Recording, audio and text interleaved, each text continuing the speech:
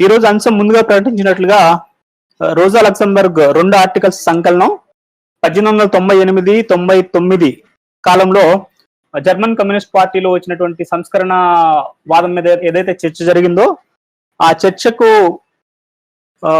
ముగింపుగా బెర్న్స్టైన్ అనే సంస్కరణవాది అనేక పుస్తకాలు రాయడం జరిగింది సంస్కరణవాదం మీద.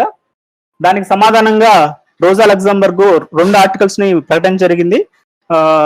ఆ రచనలు ఏంటంటే సోషల్ రిఫార్మ్ ఆర్ రెవల్యూషన్. ఇదే అంశం మీద ఈరోజు మనం చర్చించుకోబోతా ఉన్నాం. దీన్ని తెలుగులో సంస్కరణ విప్లవమా అని ఆల్రెడీ అనేక అనువాదాలు ఉన్నప్పటికీ సరైన అనువాదం కోసం మనం వేచి చూస్తా ఉన్నాం. బెర్న్స్టైన్ రాసినటువంటి పుస్తకం ఏదైతే ఉందో prerequisites for socialism and the tasks of social democracy అనే పుస్తకానికి సమాధానంగా రోజా లక్సెంబర్గ్ రాసినటువంటి ఆర్టికల్ దాన్ని ఈరోజు మనం మాట్లాడుకోబోతా ఉన్నాం. స్థూలంగా చూసినట్లయితే ఈ రచన కేవలం జర్మన్ రెవల్యూషన్ సంబంధించిందే కాక ఒక యూనివర్సల్ అపీల్ ఉన్నటువంటి అంశం. ఈ అంశం మీద వివిధ రూపాల్లో వివిధ కమ్యూనిస్ట్ పార్టీల్లో ఏదో ఒక రూపంలో చర్చ జరుగుతూనే ఉంటుంది. దాని అంశంగా ఈరోజు మనం ఎంచుకోవడం జరుగుతుంది. ఈ అంశం మీద చర్చించడానికి మనతోటి గాంధీ గారు ఉన్నారు. అయితే కొన్ని కారణాల రీత్యా ఈ రోజు మనం రికార్డెడ్ వాయిస్ వినబోతా ఉన్నాం. గాంధీ గారు మనతో లైవ్ లో ఉన్నారు, ప్రశ్నలకి సమాధానం ఇస్తారు. గాంధీ గారి గురించి చిన్నపాటి పరిచయం, అందరికీ సుపరిచితులు. సుదీర్ఘకాలం పాటు వామపక్ష ఉద్యమాల్లో ఉన్నారు. ఆయన పీకాక్ క్లాసిక్స్ అనే ప్రచురణకి ఎడిటర్ గా వ్యవహరిస్తూ అనేక మార్క్సిస్ట్ గ్రంథాలను తెలుగులో అనువదించారు. ఇటీవల కాలం మనం చూసాం కమ్యూనిస్ట్ ప్రణాళికని 1,00,000 కాపీలు మన ముందుకి తీసుకురావడం జరిగింది. సరళమైన తెలుగు భాషలో అనువదించి మనందరికీ మళ్ళీ పరిచయం చేశారు. అలాగే ఈ రోజు అంశమైనటువంటి రోజా లక్సెంబర్గ్ రచన కూడా అనువదించడం జరిగింది. అది తొందరలో ఒక వారం రోజుల్లో మన ముందు ఉండబోతా ఉంది. ప్రజాశక్తి విశాలాంధ్ర నవ తెలంగాణ ప్రచురణ రూపంలో మన ముందుకు తీసుకురావడం జరుగుతుంది. అయితే ఈ రోజు అంశానికి సంబంధించి ముందుగా ప్రకటించినట్లుగా రికార్డెడ్ మెసేజ్ గాంధీ గారి సూచన మేరకు ఈ రికార్డెడ్ మెసేజ్ గంట 10 నిమిషాలు గంట మాత్రమే ఉండటం జరుగుతుంది. గాంధీ గారు అడిగింది ఏంటంటే ప్రధానంగా ప్రశ్నల రూపంలో ఈ అంశం మీద ఎక్కువ చర్చించడానికి అవకాశం ఉంది కాబట్టి మీ అందరూ కూడా ప్రశ్నలు ఏవైతే ఉన్నాయో ఈ కార్యక్రమం చివరిలో ప్రశ్నలు ఆహ్వానించిన తర్వాత దాని మీద ఎక్కువ చర్చ జరగడానికి మోర్ ఇంటరాక్టివ్ గా ఉండటానికి అవకాశం ఉంది ఇది. కాబట్టి మీ ప్రశ్నలను ఆహ్వానించిన తర్వాత ప్రశ్నల రూపంలో ఎక్కువ డిస్కషన్ జరగబోతుంది అనేది ముందుగా తెలియజేయడం జరుగుతుంది. అయితే ఆలస్యం చేయకుండా మెసేజ్ ని మీకు ప్లే చేయడం జరుగుతుంది. అందరూ కూడా మ్యూట్లోకి వెళ్ళి క్లాస్ ని ఫాలో అవ్వాల్సిందిగా కోరుతున్నాను. ఫ్రెండ్స్, మనం ఈరోజు మాట్లాడుకోబోయేది ఒక పుస్తకం గురించి. దాని పేరు సంస్కరణ విప్లవమా. దానిని రాసిన ఆమె రోజా లక్సెంబర్గ్. ఇది బెర్న్స్టైన్ అనే పార్టీ నాయకుని సిద్ధాంత ధోరణులను విమర్శించిన పుస్తకం. పుస్తకంలో ప్రవేశించడానికి ముందు రోజా లక్సెంబర్గ్ గురించి, ఆనాటి సోషల్ డెమోక్రాటిక్ పార్టీ గురించి, బెర్న్స్టైన్ గురించి క్లుప్తంగా 2 ముక్కలు చెప్పుకుందాం. ఓకే. రోజా లక్సెంబర్గ్ పోలాండ్ దేశంలో 1871లో ఒక యూదు కుటుంబంలో పుట్టింది. పోలాండ్ ఆ వేళ 3 ముక్కలుగా ఉంది.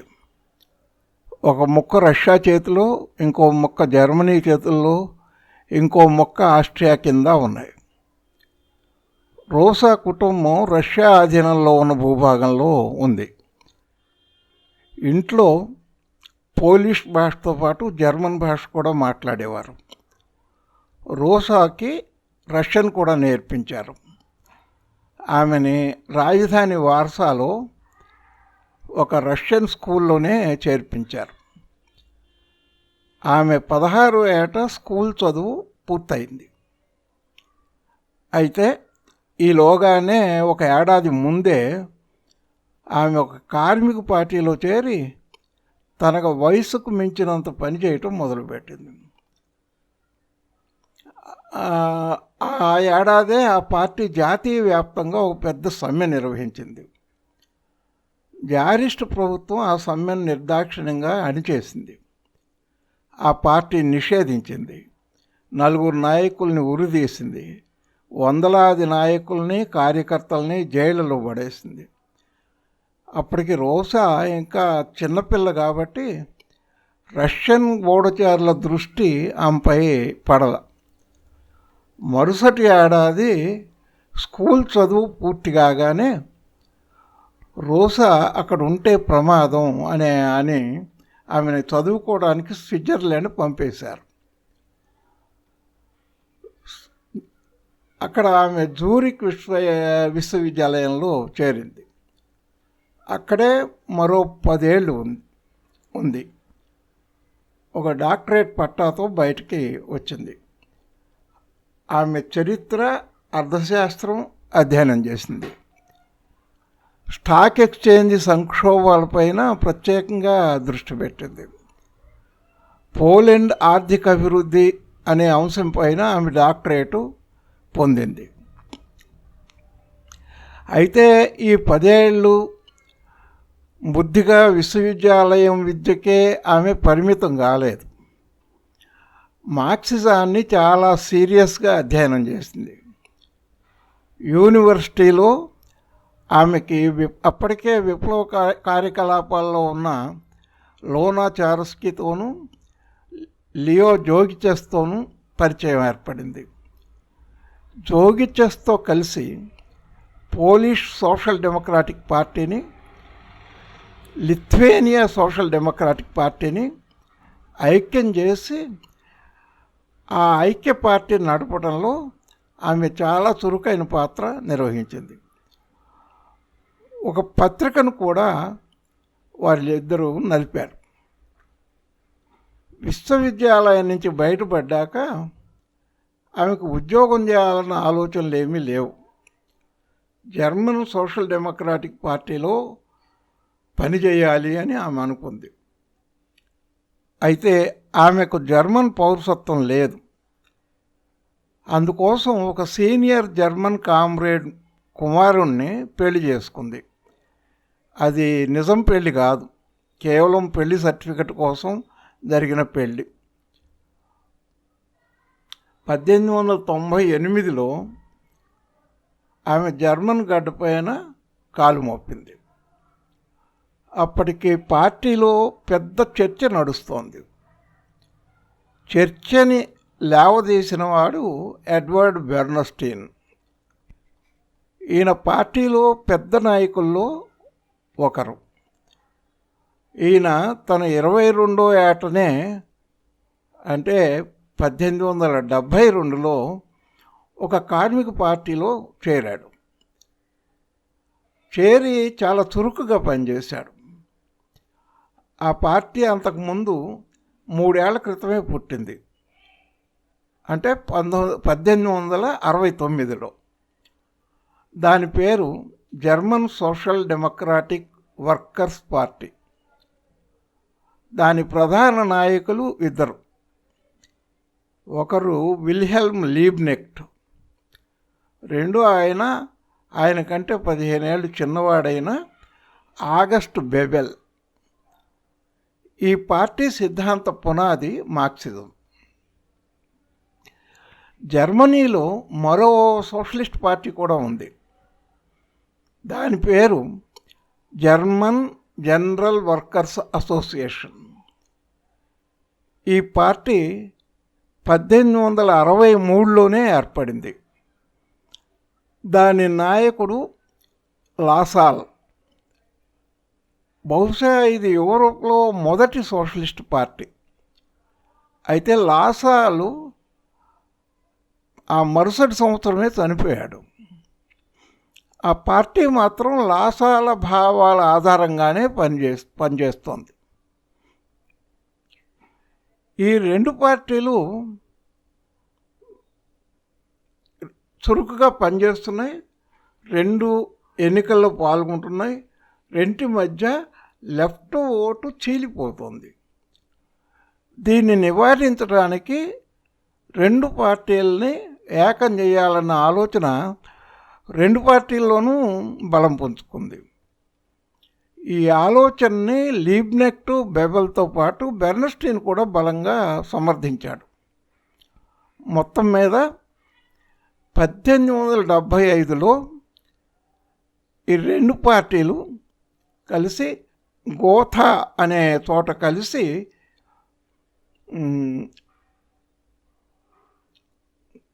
కలిసి ఒకే పార్టీగా ఏర్పడ్డాయి. అదే జర్మన్ సోషల్ డెమోక్రాటిక్ పార్టీ. కొత్త పార్టీ తన కార్యక్రమాన్ని విడుదల చేసింది. అదే గోథా కార్యక్రమం. దాన్ని కార్ల్ మార్క్స్ తీవ్రంగా విమర్శించాడు. రెండు పార్టీలు కలిసినందుకు కాదు దానికోసం ఆయన విమర్శించాల. అంతకుముందు అనేక అంశాలపైన సిద్ధాంత స్పష్టతని సాధించిన లీబ్నెక్ట్, బెబెల్స్ పార్టీ కొత్త కార్యక్రమంలో ఆ స్పష్టతని వదిలేసింది. చాలా సిద్ధాంత గందరగోళాన్ని దానిలో చేర్చింది. అందుకే మార్క్స్ బాగా చికాకు పడ్డాడు. అదంతా లాసాల్ సిద్ధాంతాల్లో ఉన్న గందరగోళం. ఆయన రాచరిక ప్రభుత్వ సహకారంతో కార్మిక శ్రేయస్సు సాధించవచ్చు అనేలాంటి పిచ్చి ఊహలు అనేకం చేశాడు. గోదా కార్యక్రమ విమర్శ అనేది వేరే కథ. దానిని విడిగా చెప్పుకోవటం అవసరం. ఇక నుంచి జర్మన్ సోషల్ డెమోక్రాటిక్ పార్టీని SPD అందాం. అది వేగంగా పెరగటం మొదలైంది. ఛాన్సలర్ బిస్మార్క్ ఆ పార్టీని ఎలాగైనా కట్టడి చేయాలని నిర్ణయించుకున్నాడు. జనంలో రాజరికంపై వ్యతిరేకత పెరుగుతోంది. చక్రవర్తిపై 2 హత్యా ప్రయత్నాలు జరిగాయి. వాటిని బిస్మార్క్ SPDకి అంటగట్టాడు.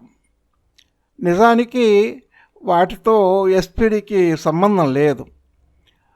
వాటిని సాకుగా చూపి ఒక సోషలిస్టు వ్యతిరేక చట్టాన్ని ఆమోదించేలాగా పార్లమెంటుని బిస్మార్క్ ఒత్తిడి చేశాడు. ఇది జరిగింది 1878లో.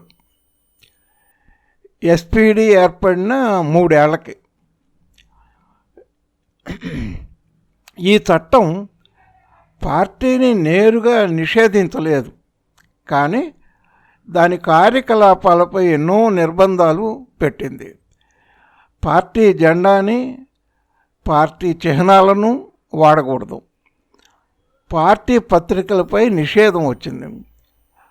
పార్టీ పేరుతో ఎన్నికల్లో పోటీ చేయరాదు. చీటికి మాటికి పార్టీ కార్యకర్తలను జైళ్ళలో కుక్కారు. ఈ చట్టం 10 ఏళ్ల పాటు అమలైంది. అంటే 1888లో ఆఖరిసారి దాన్ని పునరుద్ధరించారు. అయితే బిస్మార్క్ ఆశ నెరవేరలేదు. ఈ నిర్బంధాలన్నింటినీ తట్టుకుని ఆ కాలంలో SPD 4-5 రెట్లు పెరిగింది. అయితే పార్టీలో 3 ధోరణులు పెరిగాయి. వాటి ప్రతినిధుల్ని స్థూలంగా మితవాదులు, తటస్థవాదులు, అతివాదులుగా వర్గీకరించవచ్చు. సరిగ్గా ఈ నేపథ్యంలో 1898లో రూసా జర్మనీలో అడుగుపెట్టింది. పార్టీలో అతివాద బృందం ఆమెను బెర్న్స్టీన్ రాతలకు జవాబు రాయి అని అడిగింది. ఆ ఏడాదే సెప్టెంబర్లో ఆమె 10 మొదలుపెట్టి 10 వ్యాసాలు రాసింది. వాటిల్లో మొదటి 5 వ్యాసాలు బెర్న్స్టీన్ వ్యాసాలకు సమాధానం. చివరి 5 వ్యాసాలు ఆయన రాసిన పుస్తకానికి సమాధానం. ఆయన పుస్తకం పేరు పరిణామశీల socialism, evolutionary socialism. Rosa Luxemburg రాసిన పుస్తకం పేరు సంస్కరణ విప్లవమా? ఇందులో 2 భాగాలు ఉన్నాయి. ఆమె రాసిన 10 వ్యాసాలు పుస్తకంలో 10 అధ్యాయాలు అయ్యాయి. మొదటి భాగంలో 5 అధ్యాయాలు, రెండవ భాగంలో 5 అధ్యాయాలు ఉంటాయి. ఒక ముందు మాట ఉంది. ఈరోజు మనం ముందు మాటను, మొదటి భాగంలో ఉన్న 5 అధ్యాయాలను పూర్తి చేద్దాం. ఈ పుస్తకం జర్మన్ భాషలో 1900 సంవత్సరంలో వెలువడింది. 1908లో రోసానే దాన్ని రివైజ్ చేసింది.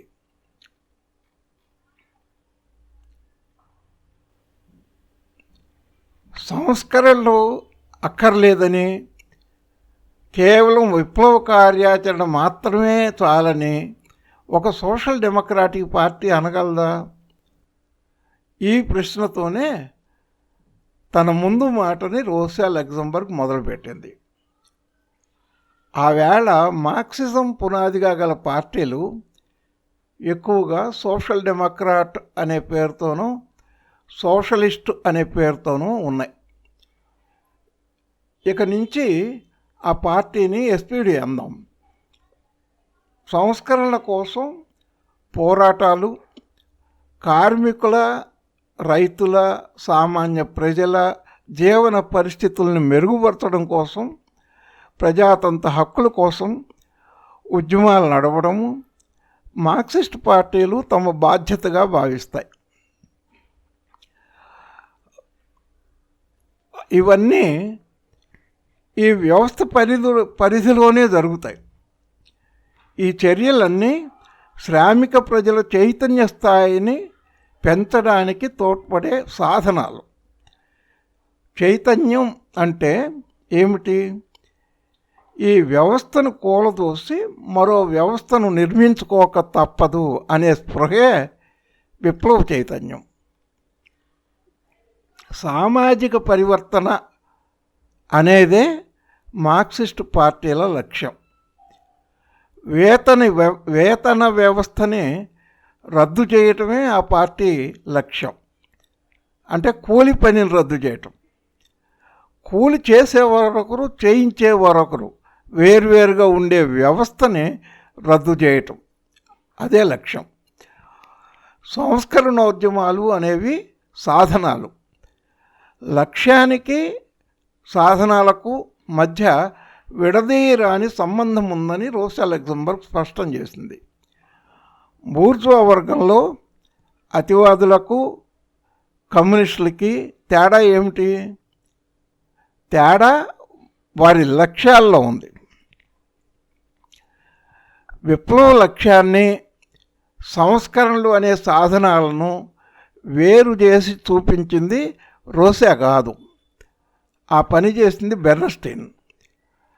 ఆయన విప్లవ లక్ష్యాన్ని వదిలేయమంటాడు.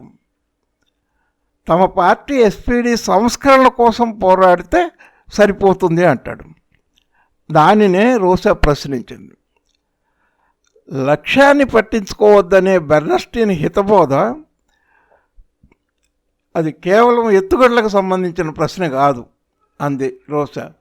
అది పార్టీ ఉండాలా ఊడాలా అన్న ప్రశ్న అంటుందామె. అది పార్టీ చావు బతుకుల సమస్య అని ఆమె హెచ్చరించింది. బెర్న్స్టైన్ కూడా తన లక్ష్యం సోషలిజమే అన్నాడు. ఆయన ప్రస్తుత ఎస్పీడీ అనుసరిస్తున్న విధానాలను సమర్థించాడు కూడా.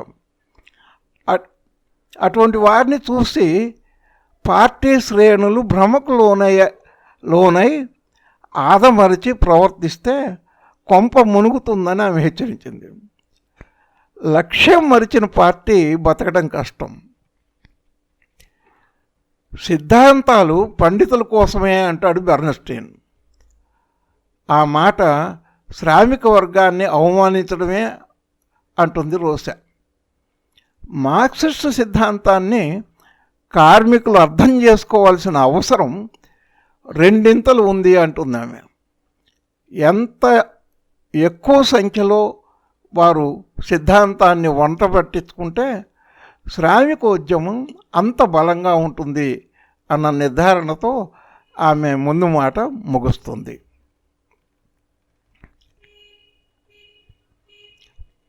బెర్న్స్టీన్ వాదనల్లో ఇక్కడ కొన్నిటిని పరిశీలిద్దాం. రాజకీయ అధికారాన్ని స్థాపించడానికి ఎస్పీడి వేరే ప్రయత్నించక్కర్లేదు అంటాడు ఆయన. సామాజిక సంస్కరణల ద్వారా, ట్రేడ్ యూనియన్ పోరాటాల ద్వారా సోషలిజాన్ని స్థాపించవచ్చు అంటాడు.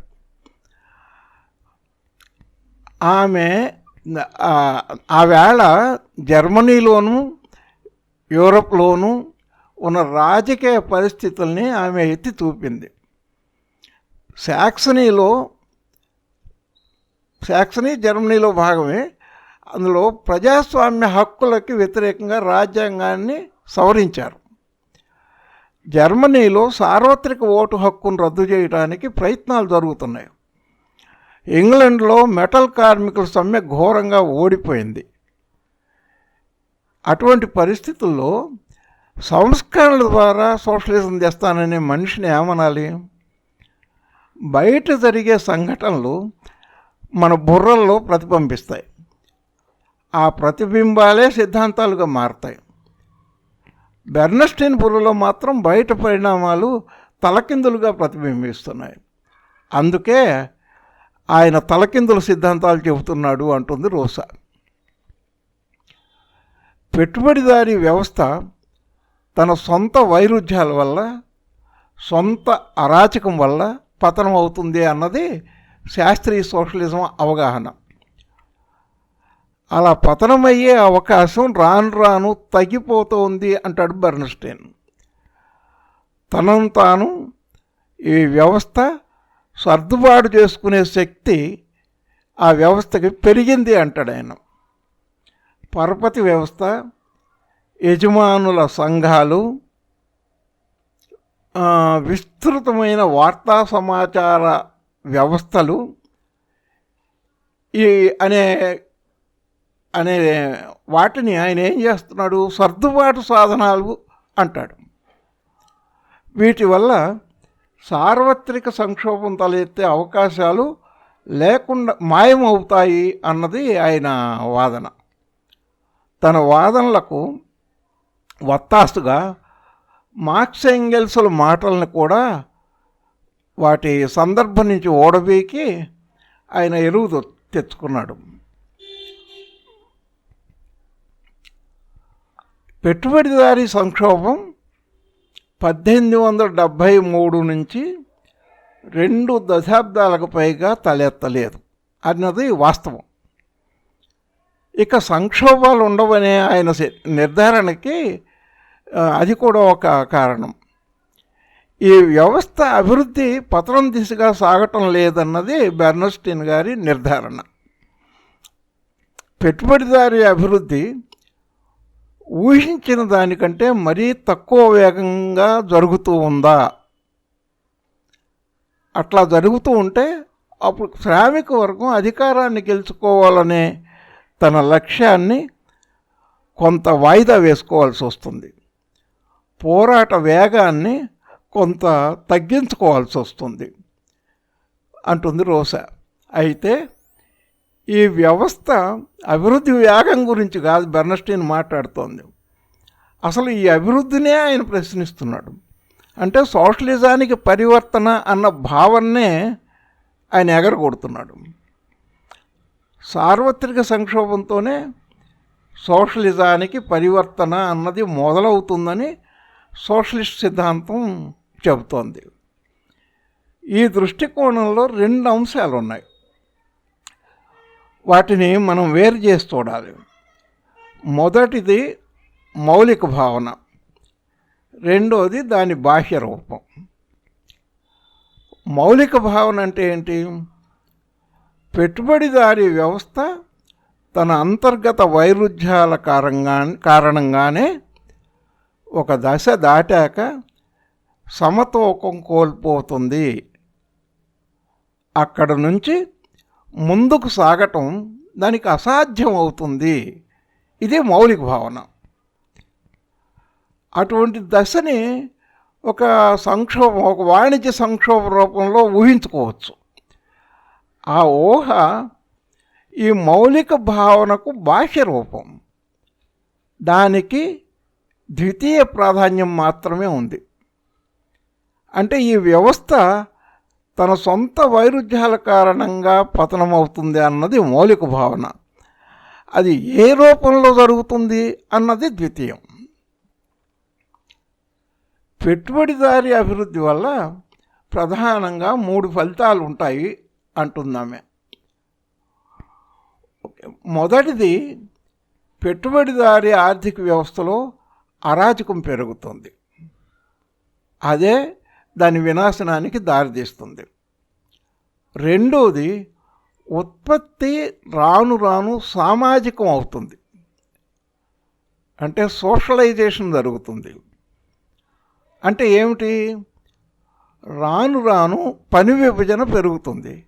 దానివల్ల వ్యక్తులు, కుటుంబాలు విడివిడిగా ఎవరికి వారు చేసే పరిస్థితులు, ఇంతకుముందు పరిస్థితులు పోయి ఉమ్మడిగా సామూహికంగా పనిచేసే పరిస్థితులు పెరుగుతాయి. అది రానున్న సామాజిక వ్యవస్థకి, అంటే సోషలిస్ట్ వ్యవస్థకి బీజాలు నాటుతుంది. ఇక మూడవది, శ్రామిక వర్గ నిర్మాణము, చైతన్యము పెరుగుతాయి. శ్రామిక వర్గం రాబోయే విప్లవంలో క్రియాశీల పాత్ర వహిస్తుంది. ఈ 3 మౌలిక అంశాల్లో మొదటి దానిని బెర్న్స్టీన్ పీక్ పారేస్తున్నాడు. పెట్టుబడిదారీ వ్యవస్థ పతనం కానే కాదు అంటున్నాడు. అటువంటప్పుడు సోషలిజాన్ని ఎలా సాధించగలం? పెట్టుబడిదారీ వ్యవస్థ సవ్యంగానే ఉంటే, ఏ ఇబ్బందులు, వైరుధ్యాలు, అరాచకము లేకుండా సాగిపోతే అసలు సోషలిస్ట్ విప్లవం అవసరం ఏమిటి? సోషలిజం చారిత్రకంగా, వస్తుగతంగా అవసరం అన్న మాటే తప్పు అవుతుంది అంటుంది రోసా. వస్తుగత అవసరం అంటే ఏమిటి? అంటే అది మన బుర్రల్లో పుట్టిన అవసరం కాదు, అది భౌతిక పరిస్థితుల కారణంగా తలెత్తిన అవసరము అని అర్థం. చారిత్రక అవసరం అంటే ఏమిటి? ఆ అవసరం చరిత్రలో ఒక దశలో మాత్రమే తలెత్తే అవసరం అని అర్థం. పెట్టుబడిదారీ వ్యవస్థే సోషలిజం అవసరమయ్యేలా చేస్తుంది అన్నది భావన. అందుకే అశోకుని కాలంలోనూ, అక్బర్ కాలంలోనూ సోషలిజం కోసం మార్క్సిస్టులు వెతకరు. పెట్టుబడిదారీ పర్యవసానాలు 3 ఇంకా 2 మిగిలాయి. అవి ఉత్పత్తి సామాజికం కావటము, పెరిగే శ్రామిక వర్గ చైతన్యము. సామాజిక ఉత్పత్తి సమాజవాద ఉత్పత్తిగా మారుతుంది అంటాడు బర్న్స్టైన్. అంటే సోషలైజ్డ్ ఉత్పత్తి దానంతట అదే సోషలిస్టు ఉత్పత్తిగా మారిపోదు అంటుంది రోసా. అయితే సోషలిస్టు వ్యవస్థగా మారడానికి అవసరమైన పరిస్థితుల్లో కొన్నిటిని సామాజిక ఉత్పత్తి సమకూరుస్తుంది. సోషలిజం సాధించడానికి ఇక ఒక్క శక్తి మిగిలి ఉంది. అది శ్రామికుల వర్గ చైతన్యం. వర్గ చైతన్యం అంటే ఏమిటో ఇంతకుముందు చెప్పుకున్నాం. పెరుగుతున్న పెట్టుబడిదారీ వైరుధ్యాలను గమనించి ఆ వ్యవస్థ పతనం దిశగా పయనిస్తోంది అని మేధోపరంగా గ్రహించటమే చైతన్యం. బెర్న్స్టైన్ గారి ప్రకారం చైతన్యం అంటే అది కాదు, అది నచ్చచెప్పే శక్తి కలిగిన ఒక పరిపూర్ణ ఆదర్శం చైతన్యం. అంటే ఈ నచ్చచెప్పే శక్తి అనేదానికి భౌతిక పరిస్థితులతో సంబంధం లేదు. సోషలిజం చారిత్రకంగాను వస్తుగతంగాను అవసరం అనే భావన ఇక్కడ కుప్పకూలిపోతుంది. పెట్టుబడిదారీ వ్యవస్థ భౌతిక అభివృద్ధి ఫలితంగానే సోషలిజం అవసరం అవుతుంది అనే భావన నేలగూలుతుంది. పరపతి వ్యవస్థ అంటే క్రెడిట్ సిస్టమ్, గుత్త సంస్థలు, సమాచార సాధనాల అభివృద్ధి వగైరాలన్నీ పెట్టుబడిదారీ వ్యవస్థ సంక్షోభంలో కూరుకుపోకుండా తనను తాను సర్దుబాటు చేసుకోవటానికి తోడ్పడే సాధనాలు అంటాడు బర్న్స్టైన్. అయితే వింత ఏంటంటే ఆ సాధనాలే సోషలిజానికి దారితీసే పరిస్థితులు కూడా అంటాడు ఆయన. ఈ వ్యవస్థను కాపాడే సాధనాలే కొత్త వ్యవస్థకు అవసరమైన పరిస్థితులు ఎలా అవుతాయి మహానుభావ అని అడుగుతుంది రోసా. కాబట్టి బెర్న్స్టైన్ సిద్ధాంతం కరెక్ట్ అయి ఉండాలి, లేదా శాస్త్రీయ సోషలిజం కరెక్ట్ అయి ఉండాలి. రెండూ ఒప్పుగా అవటానికి మాత్రం వీల్లేదు. వీటిలో ఏది ఊహాజనితం, ఏది శాస్త్రీయం అన్నది తేలాలి. బెర్న్స్టైన్ చెప్పేదాని ప్రకారం ఈ వ్యవస్థను నిలబెట్టి ఉంచగలిగిన సాధనాల్లో పరపతి వ్యవస్థ ఒకటి. పరపతి అంటే క్రెడిట్ ఆచరణలో ఏం చేస్తుంది? అది చాలా పనులు చేస్తుంది, కానీ ప్రధానమైన పనులు రెండు. అది ఉత్పత్తిని విస్తరింపజేస్తుంది, రెండోది అది మార్పిడికి వీలు కల్పిస్తుంది. పెట్టుబడిదారీ ఉత్పత్తికి స్వతహాగా అపరిమితంగా పెరిగే ధోరణి ఉంటుంది. అయితే తగినంత సొంత ఆస్తి లేకపోవటం అనేది దానికి అడ్డుపడుతూ ఉంటుంది. అప్పుడే పరపతి ప్రత్యక్షం అవుతుంది, ఉత్పత్తికి భరోసా ఇస్తుంది. సినిమాలో ఎన్టీ రామారావు లాగా నేనున్న పదం అంటుంది. షేర్ హోల్డింగ్ ద్వారా అది అనేకమైన విడి పెట్టుబడుల్ని కలిపి ఒకే మొత్తం పెట్టుబడిగా మారుస్తుంది. ఆ రకంగా పారిశ్రామిక పరపతి రూపంలో, ఇండస్ట్రియల్ క్రెడిట్ రూపంలో అది పెద్ద పెద్ద పెట్టుబడిదారుడికి చిన్న పెట్టుబడిదారుని డబ్బు వాడుకునే అవకాశం ఇస్తుంది. ఇక మరో రూపంలో వాణిజ్య పరపతిగా అది సరుకుల మార్పిడిని త్వరితం చేస్తుంది. పెట్టుబడి తిరిగి ఉత్పత్తి రంగానికి త్వరగా వెనక్కి రావడానికి అది తోడ్పడుతుంది. మొత్తం ఉత్పత్తి ప్రక్రియ వలయం పూర్తి కావడానికి అది సహాయపడుతుంది. పరపతి ఉత్పత్తిని పెంచుతుంది, మార్పిడిని త్వరితం చేస్తుంది. అయితే సినిమాలో జరిగినట్టు ఇక్కడ కథ సుఖాంతమైపోలేదు. అపరిమితంగా పెరిగిన ఈ ఉత్పత్తిని మార్కెట్ ఆరగించాలి కదా, దాన్ని వినియోగించుకోగలగాలి కదా. ఇక్కడే వస్తుంది తంట. అపరిమితమైన ఉత్పత్తికి పరిమితమైన మార్కెట్కి మధ్య వైరుధ్యం పెరుగుతుంది. అదే సంక్షోభానికి దారితీస్తుంది. కాబట్టి పరపతి సంక్షోభాలను అడ్డుకునే సాధనం కాదు, అది వాటిని తెచ్చిపెట్టే సాధనం. అంతేగాక అది అమితోత్పత్తిని రెచ్చగొట్టాక సంక్షోభ సమయాల్లో తాను సృష్టించిన ఉత్పత్తి శక్తుల్నే నాశనం చేస్తుంది. రెండోది, సంక్షోభం తలెత్తగానే పరపతి కరిగిపోతుంది. ఇంకా దాని అవసరం ఉన్న చోట అది చోటుని వదిలేస్తుంది. ఆ రకంగా మార్కెట్ వినిమయ శక్తిని అది కనీస స్థాయికి కుదిస్తుంది. అంతేకాదు, పరపతి ఇంకా చాలా రకాల పనులు చిన్నలు చేస్తుంది. వ్యాపారులకి ఇతరుల పెట్టుబడిని అందుబాటులో ఉంచే సాంకేతిక సాధనం పరపతి. ఇతరుల ఆస్తిని ధైర్యంగా నీతిబాహ్యంగా వాడుకునేలాగా అది ప్రేరేపిస్తుంది. అంటే అది చట్టా వ్యాపారానికి దారితీస్తుంది. సంక్షోభాలను పరపతి తొలగించదు, మందగింపజేయదు కూడా. పైగా అది సంక్షోభాలను తేవటమే గాక వాటిని సాగదీసి ఎక్కువ కాలం ఉండేలాగా చేస్తుంది. పెట్టుబడిదారీ వ్యవస్థకు ఉత్పత్తిని అపరిమితంగా పెంచగలిగిన శక్తి ఉంది. అటువంటి శక్తి ఇంతకు ముందున్న వ్యవస్థల్లో దేనికి లేదు. అయితే ప్రజల వినియోగ శక్తిని అపరిమితంగా పెంచే శక్తి దానికి లేదు. పైగా ఎప్పటికప్పుడు ప్రజల కొనుగోలు శక్తిని అది పడగొడుతూ ఉంటుంది. సోషలిస్ట్ వ్యవస్థ మాత్రమే ఈ సమస్యను పరిష్కరించగలుగుతుంది.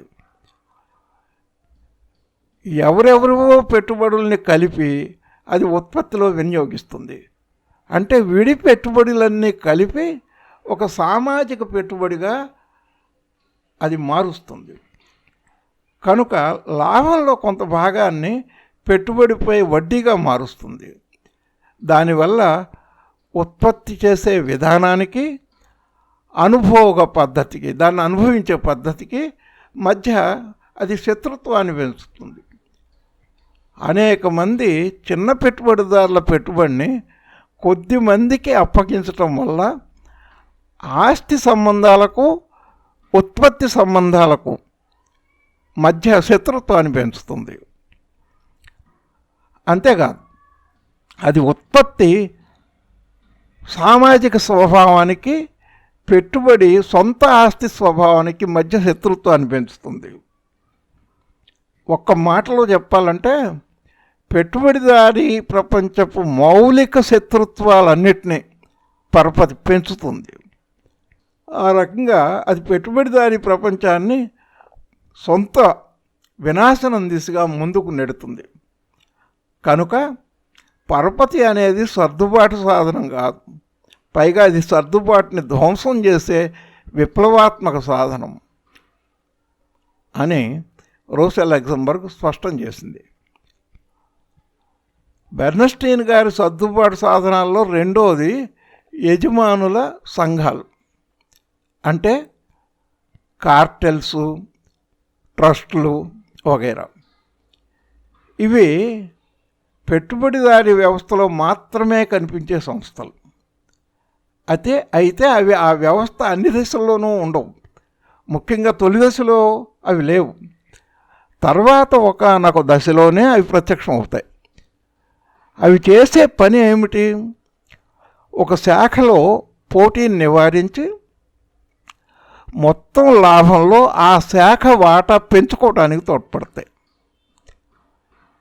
ఈ గుత్త సంస్థల ప్రధాన లక్ష్యం అదే. మిగతా శాఖలను బలిపెట్టి ఒక శాఖలో లాభం రేటుని వాటి సాయంతో పెంచుకోవచ్చు. ఈ సంస్థలతో అన్ని శాఖల్లోనూ ఏకకాలంలో లాభాలు పెంచుకోవటం అసాధ్యం.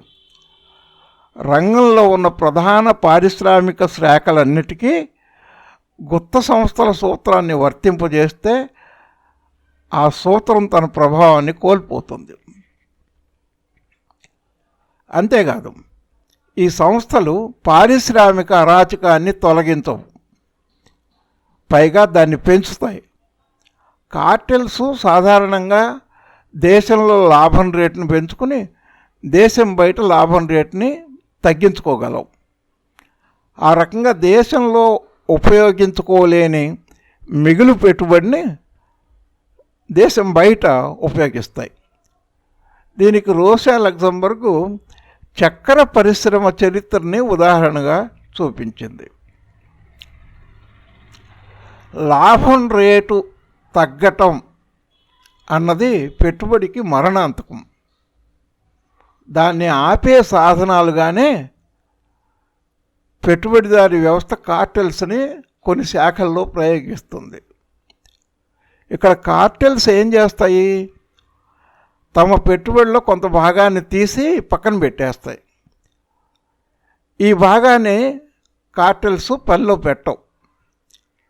చిత్రం ఏమంటే సంక్షోభం వచ్చినప్పుడు కూడా అదే జరుగుతుంది.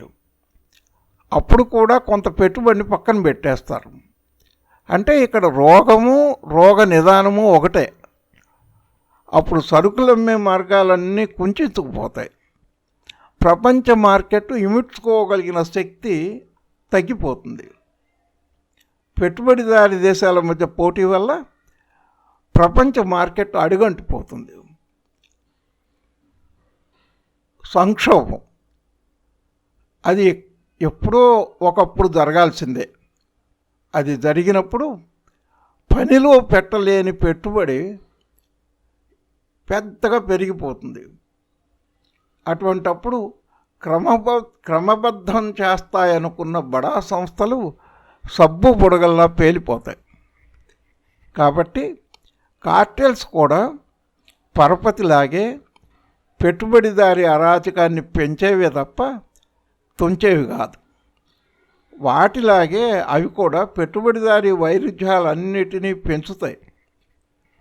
ఉత్పత్తిదారునికి వినియోగదారునికి మధ్య, ఉత్పత్తి విధానానికి అనుభోగ పద్ధతికి నడుమ, పెట్టుబడికి శ్రమకి మధ్య శత్రుత్వాన్ని అవి మరింతగా పెంచుతాయి. వాటితో పాటు సర్వసామాన్యంగా దేశాల మధ్య సుంకాల యుద్ధం ఉండనే ఉంది. రక్షణ సుంకాల యుద్ధం. అది పెట్టుబడిదారీ దేశాల మధ్య విభేదాలని తీవ్రం చేస్తుంది. యుద్ధాలు పెట్టుబడిదారీ ప్రపంచ ఆర్థిక వ్యవస్థకు ఉండే అంతర్జాతీయ స్వభావానికి, విడి దేశాలకు ఉండే జాతీయ స్వభావానికి మధ్య వైరుధ్యాలను పెంచుతాయి. ఆ రకంగా పరపతిలాగానే కార్టెల్స్, ట్రస్టులు సర్దుబాటు సాధనాలు ఏమాత్రం కాదు. అయితే 1873 నుంచి 2 దశాబ్దాల పాటు పెద్ద వాణిజ్య సంక్షోభం ఏది తలెత్తలేదు. ఎందుకని అన్న ప్రశ్న మిగిలే ఉంది. మార్క్స్ చేసిన విశ్లేషణ తప్పేనా? సంక్షోభాలపై మార్క్స్ సిద్ధాంతాన్ని 1898లో బెర్న్స్టీన్ తిరస్కరించాడు. అంటే ఏంగెల్స్ చనిపోయిన 3 ఏళ్లకు. ఆ వెంటనే 2 ఏళ్లలోనే పెద్ద సార్వత్రిక సంక్షోభం మళ్ళున బద్దలైంది. సరిగ్గా 7 ఏళ్ల తర్వాత అమెరికాలో మరో కొత్త సంక్షోభం వచ్చింది. కాబట్టి సర్దుబాటు సిద్ధాంతం తప్పని ఈ వాస్తవాలు రుజువు చేశాయి. ఇక్కడ ఇంకో విషయం కూడా రుజువైంది. ఒక నిర్ణీత కాల పరిధిలో సంక్షోభం తలెత్తకపోవడం వల్ల మార్క్స్ వివరించిన సంక్షోభ సిద్ధాంతం తప్పైపోదు. ఆ సిద్ధాంతాన్ని వదిలేసిన బెర్న్స్టీన్ లాంటి వాళ్ళు దాని సారాంశాన్ని గ్రహించలేదు. అందుకే 10 ఏళ్ల వలయాన్ని వారు పట్టుకు వేళ్లాడారు. ఇంగ్లండ్లో మొదటిసారి 1825లో సంక్షోభం వచ్చింది. తర్వాత 1836-39లో సంక్షోభం వచ్చింది. ఆ తర్వాత 1847లో మళ్ళీ సంక్షోభం వచ్చింది. దాని తర్వాత ఫ్రాన్స్లో 1857లో సంక్షోభం వచ్చింది. చివరిగా 1873లో జర్మనీలో పెద్ద సంక్షోభం వచ్చింది. మార్క్స్, ఏంగెల్స్ వీటిని చూసి పెట్టుబడిదారీ సంక్షోభం సుమారుగా 10 ఏళ్లకోసారి తలెత్తుతోంది అని గమనించారు. ఆ వాస్తవాన్నే వారు పేర్కొన్నారు. అయితే ఈ 10 ఏళ్ల వలయం అనేది ఒక ప్రకృతి నియమం కాదు. సంక్షోభాలు 5 ఏళ్లకు తలెత్తవచ్చు, 10 ఏళ్లకు రావచ్చు, 8 ఏళ్లకు రావచ్చు, 20 ఏళ్లకు బద్దలవ్వచ్చు. సర్దుబాటు సాధనాలని బెర్న్స్టీన్ చెప్పిన పరపతి, కార్టెల్స్, వార్తా సమాచార సాధనాలు ఇవన్నీ బాగా అభివృద్ధి చెందిన దేశాల్లోనే 1907, 1908 నాటి సంక్షోభం అత్యంత హింసాత్మకంగా ఉంది. ఈ వాస్తవం ఏం చెబుతోంది? బెర్న్స్టీన్ సర్దుబాటు సాధనాల సిద్ధాంతం తప్పని రుజువు చేస్తుంది. అంతేకాదు, సంక్షోభాల గురించిన మార్క్స్ విశ్లేషణ, అవి తలెత్తడానికి ఆయన చెప్పిన కారణాలు సరైనవే అని ఎప్పటి వరకు తలెత్తిన సంక్షోభాలన్నీ రుజువు చేశాయి.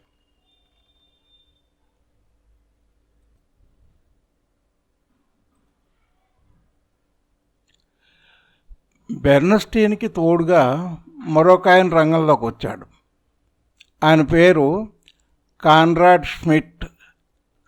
ట్రేడ్ యూనియన్ పోరాటాలతోనూ సంస్కరణల కోసం జరిగే రాజకీయ పోరాటంతోనూ ఉత్పత్తి పైన సమాజానికి రాను రాను మరింత ఎక్కువ అదుపు లభిస్తుంది అని ఆయన సూత్రీకరించాడు. ఉత్పత్తి పైన ట్రేడ్ యూనియన్లకు అదుపు ఎలా వస్తుంది? ఆయన ఇంకో సూత్రం కూడా చెప్పాడు. చట్టాన్ని సవరిస్తూ పోతే పెట్టుబడిదారి యజమానికి ఉన్న హక్కుల్ని ఒక్కొక్కటే తొలగించవచ్చు. ఒకనాటికి యజమానులు తమ యాజమాన్యాలను వదిలేసి కేవలం నిర్వహణాధికారి పాత్రకు పరిమితం కాక తప్పదు అంటాడు ఈ సిద్ధాంతకారుడు. చివరికి ఉత్పత్తిపై ఆ నిర్వహణాధికారాన్ని కూడా యజమానుల నుంచి సమిష్టి తీసేసుకుంటుంది అంటాడు. అసలు ట్రేడ్ యూనియన్లు చేయగలిగిన పనేమిటి? ప్రతిసారి మార్కెట్ పరిస్థితులన్నింటినీ కార్మికులు వినియోగించుకునేలాగా సాయం చేయటం, అది ట్రేడ్ యూనియన్ల పని. మార్కెట్ పరిస్థితులు అంటే ఏమిటి? మొదటిది శ్రమకి ఉన్న గిరాకీ, రెండోది శ్రమ సరఫరా, మూడోది ఆ వేళున్న శ్రమ ఉత్పాదకత స్థాయి. ఈ మూడు శ్రమ మార్కెట్ పరిస్థితులు. వీటిలో దేన్ని కూడా ట్రేడ్ యూనియన్లు మార్చలేవు. అవి వేతనాల నియమాన్ని కూడా తొలగించలేవు. అనుకూల పరిస్థితుల్లో వేతనాలు పెంచుకోవటానికి, పని పరిస్థితుల్ని మెరుగుపరుచుకోవటానికి అవి కృషి చేస్తాయి. కానీ రాను రాను వాటి శక్తి అంతా అంతకుముందు గెలుచుకున్న విజయాలను కాపాడుకోవటానికే సరిపోతుంది. అంతేగాని పెట్టుబడిదారీ దోపిడీని అరికట్టే శక్తి వాటికి లేదు. కాకపోతే ఆ దోపిడీ మరింత మితిమీరకుండా ఓ మేరకు కృషి చేయగలం అంటుంది రోసా లగ్జంబర్గ్. భవిష్యత్తులో ఉత్పత్తిని క్రమబద్ధం చేయటంలో ట్రేడ్ యూనియన్ ఉద్యమం రాను రాను మరింత ఎక్కువగా తన ప్రభావాన్ని నేర్పుతుంది అంటాడు ఆయన. ఉత్పత్తిని క్రమబద్ధం చేయటం అంటే ఏమిటి? ఒకటి, ఉత్పత్తిలో సాంకేతిక విషయంలో జోక్యం చేసుకోవటం.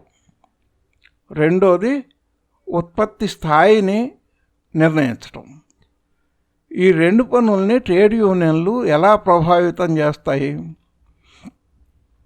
ఉత్పత్తికి సంబంధించిన సాంకేతిక శాఖలో ట్రేడ్ యూనియన్లు జోక్యం చేసుకోగలిగింది సాంకేతిక ఆవిష్కరణను వ్యతిరేకించడం ద్వారా మాత్రమే.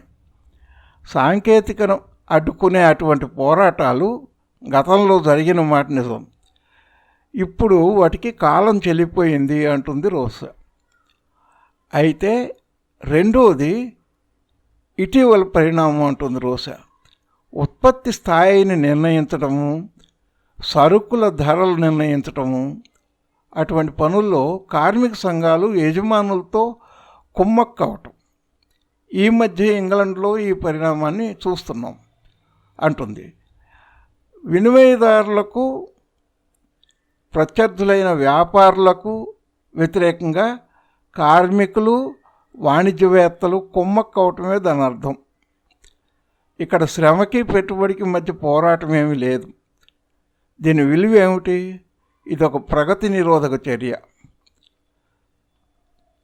కనుక ట్రేడ్ యూనియన్ల పరిధి పెట్టుబడిదారీ దోపిడీని క్రమబద్ధం చేయడానికి మాత్రమే సరిపోతుంది.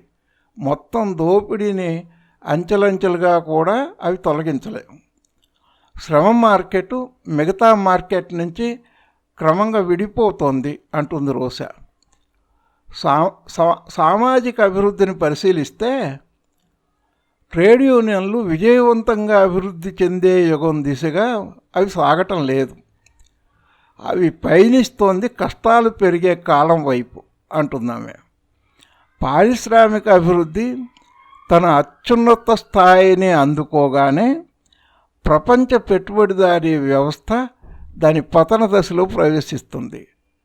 అప్పటి నుంచి ట్రేడ్ యూనియన్ పోరాటం రెట్టింపు కష్టం అవుతుంది. శ్రమశక్తిని అమ్ముకునే వారికి మార్కెట్ పరిస్థితులు మరింత ప్రతికూలంగా మారుతాయి.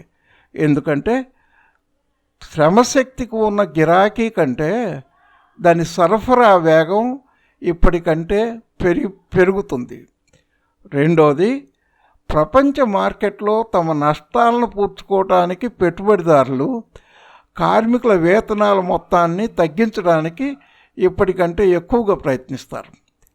మార్క్స్ చెప్పినట్టు లాభం రేటు పడిపోకుండా ఆపటానికి వేతనాల కుదింపు అన్నది ఒక ప్రధానమైన సాధనం.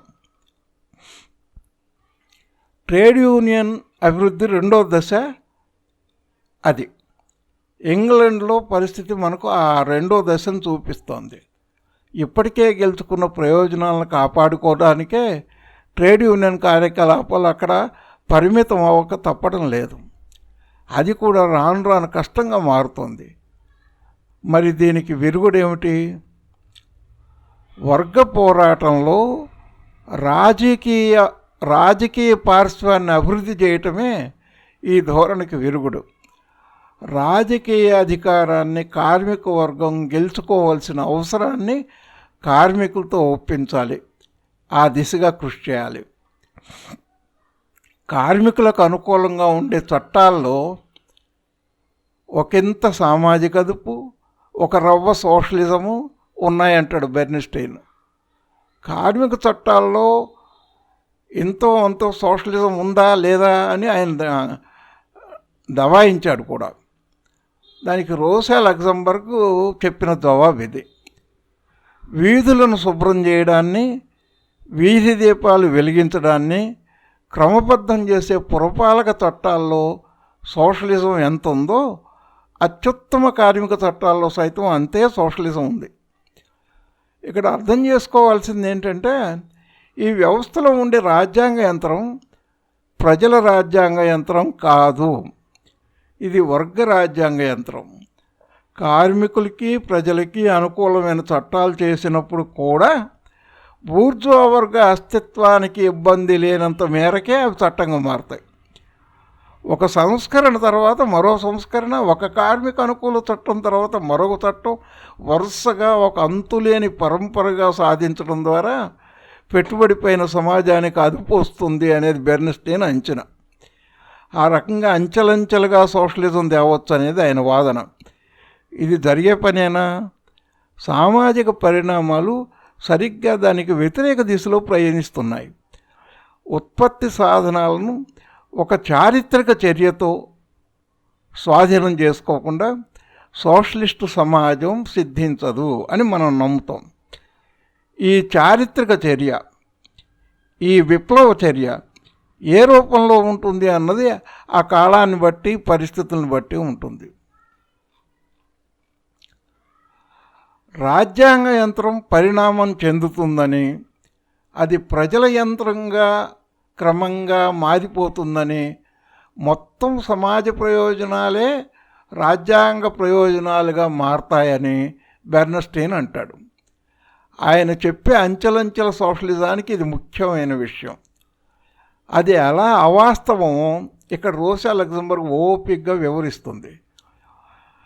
అయ్యా బెర్న్స్టైన్ మహాశయ, రాజ్యాంగ యంత్రం అనేది ఉన్నంత వరకు అది వర్గ రాజ్యాంగ యంత్రంగానే ఉంటుంది. బూర్జువా వర్గం రాజకీయ అధికారం గెలుచుకున్నాక ఫ్యూడల్ రాజ్యాంగ యంత్రం బూర్జువా రాజ్యాంగ యంత్రంగా మారింది. ఆ దశలో దాని పరిధి అంతకు ముందు కంటే పెరిగింది. కొత్త విధుల్ని, ఆర్థిక బాధ్యతల్ని స్వీకరించింది, నిజమే. కానీ మరోవైపున పెట్టుబడిదారి అభివృద్ధి పెరుగుతున్న కొద్దీ అదే రాజ్యాంగ యంత్రంలో మరో తరహా మార్పు కూడా వస్తుంది. అది బలప్రయోగానికి వీలైన సాధనాలను సమకూర్చుకుంటుంది. పోలీసులు, జైళ్ళు లాంటి వాటిపై ఆధారపడటం పెరుగుతుంది. అది పాలకవర్గపు యంత్రం అన్న సంగతిని మర్చిపోకూడదు.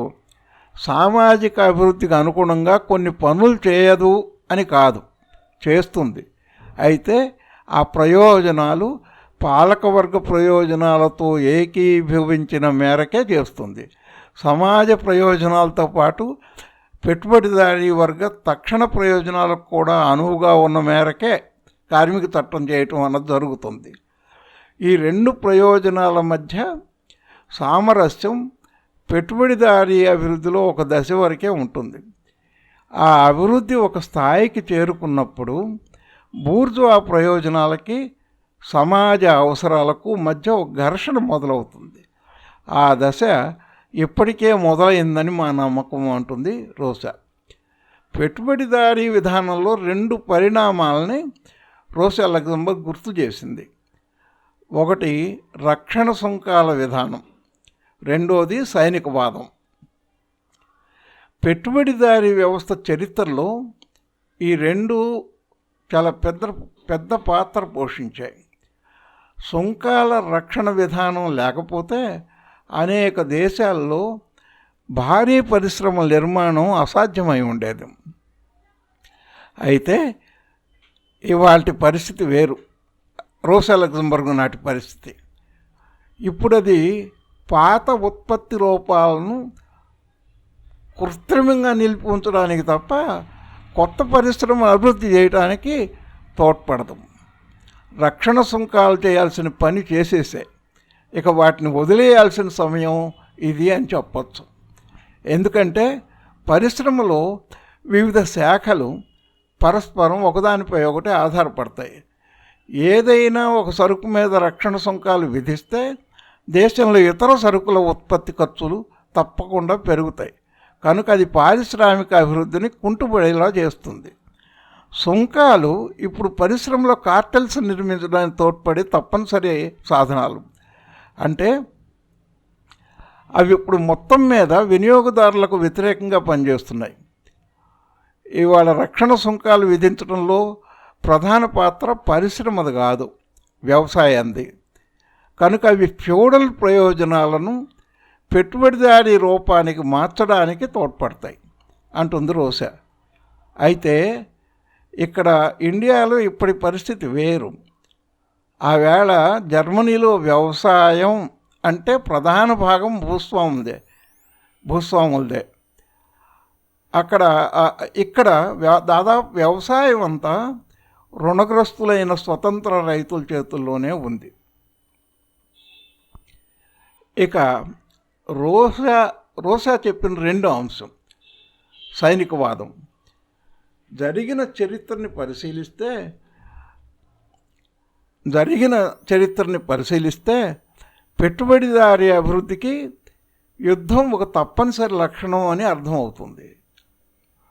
అమెరికా, జర్మనీ, ఇటలీ, బాల్కన్ దేశాలు, పోలాండ్ లాంటి దేశ పరిస్థితుల్ని యుద్ధాలు పూర్తిగా మార్చేశాయి.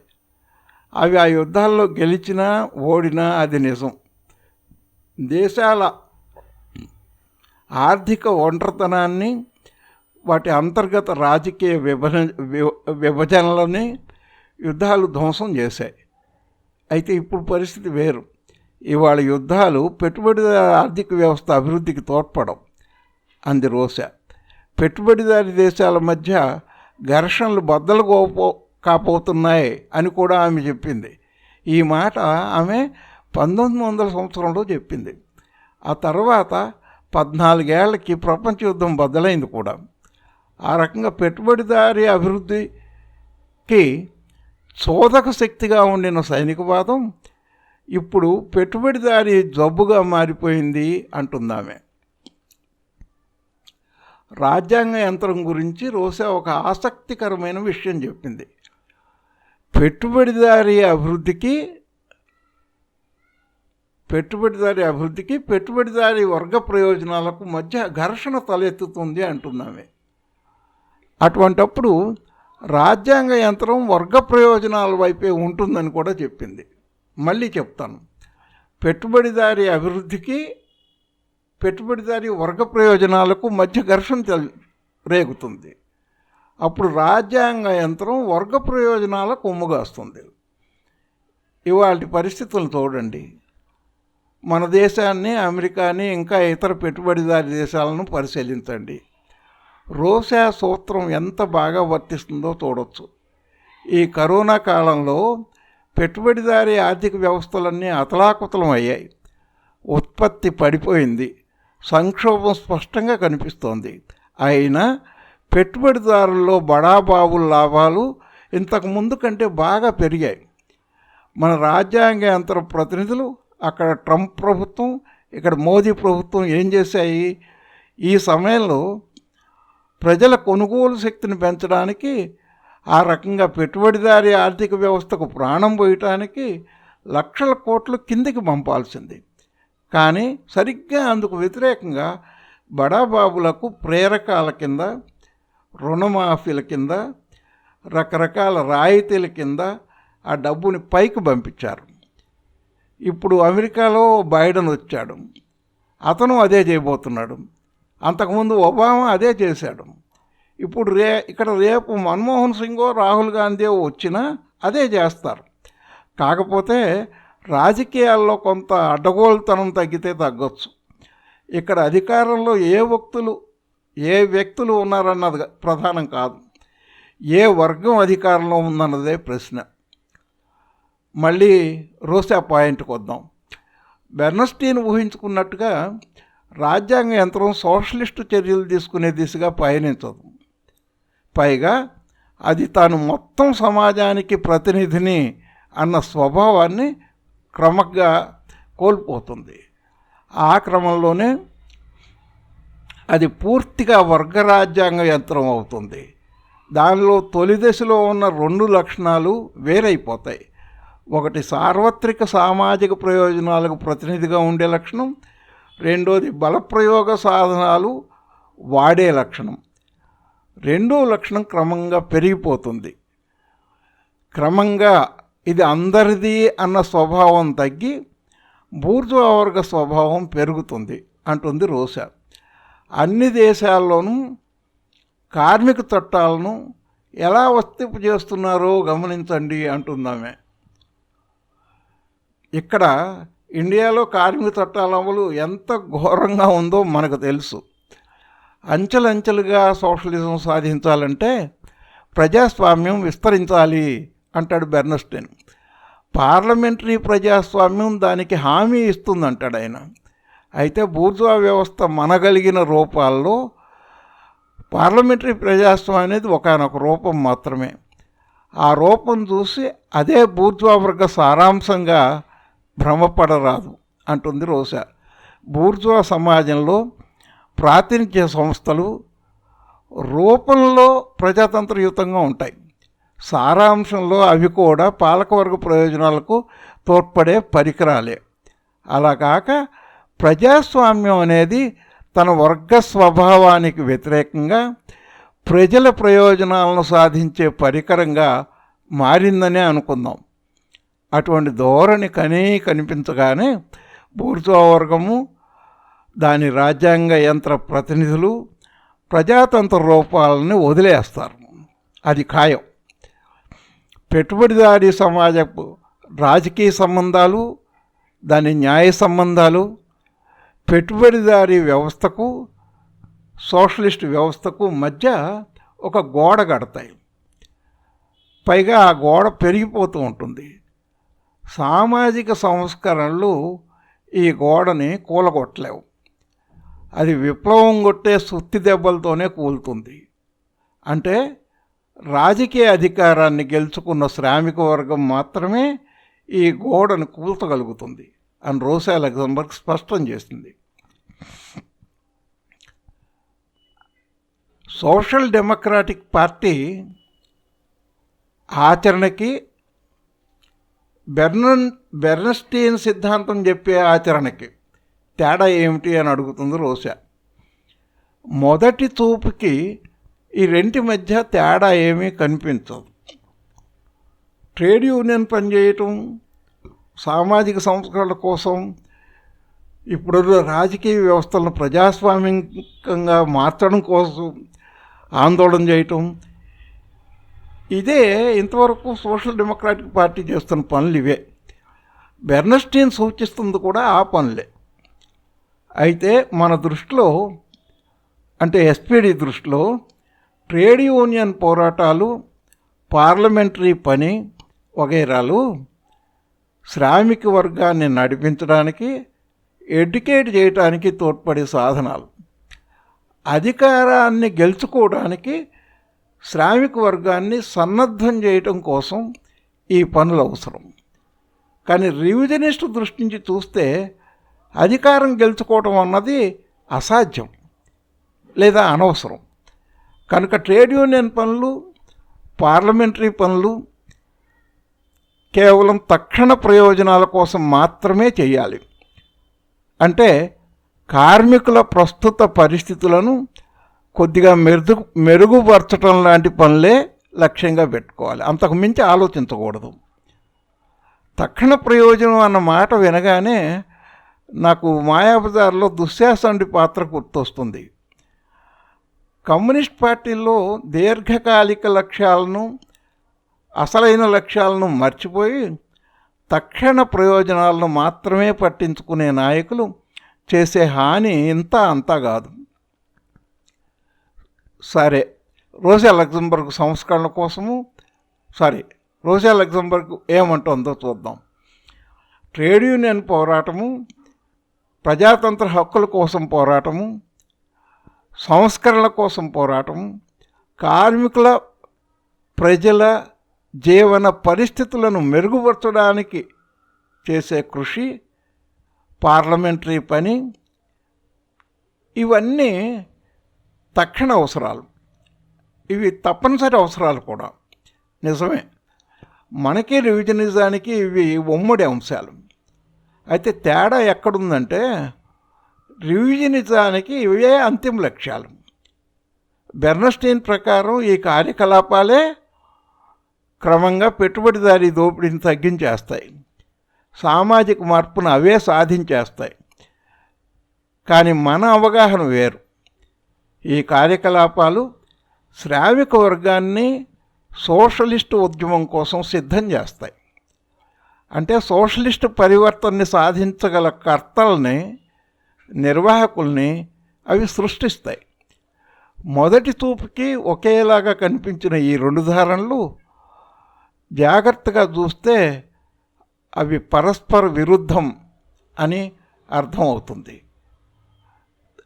అంటుంది రోజా లగ్జంబర్గ్.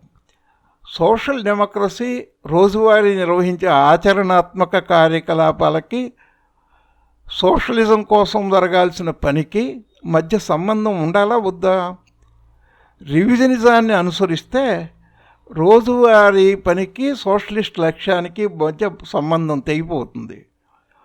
శ్రామిక చైతన్యాన్ని సోషలిస్ట్ చైతన్యంగా మార్చాలి. శ్రామికుల్ని ఒక వర్గంగా సంఘటితం చేయాలి. అందుకు సాయపట్టణంలోనే పార్టీ రోజువారీ కార్యకలాపాలకు ప్రాధాన్యం ఉంది. ట్రేడ్ యూనియన్ పోరాటాలు, ప్రజాతంత్ర పోరాటాలు వాటంతటా అవే సోషలిస్ట్ పోరాటాలు కాదు. రాజకీయ అధికారాన్ని గెలుపొందడం అవసరమనే ఒక స్థిరమైన స్పృహ ఈ పోరాటాల్లో ఇమిడి ఉన్నప్పుడే అవి సోషలిస్ట్ పోరాటాలుగా మారతాయి.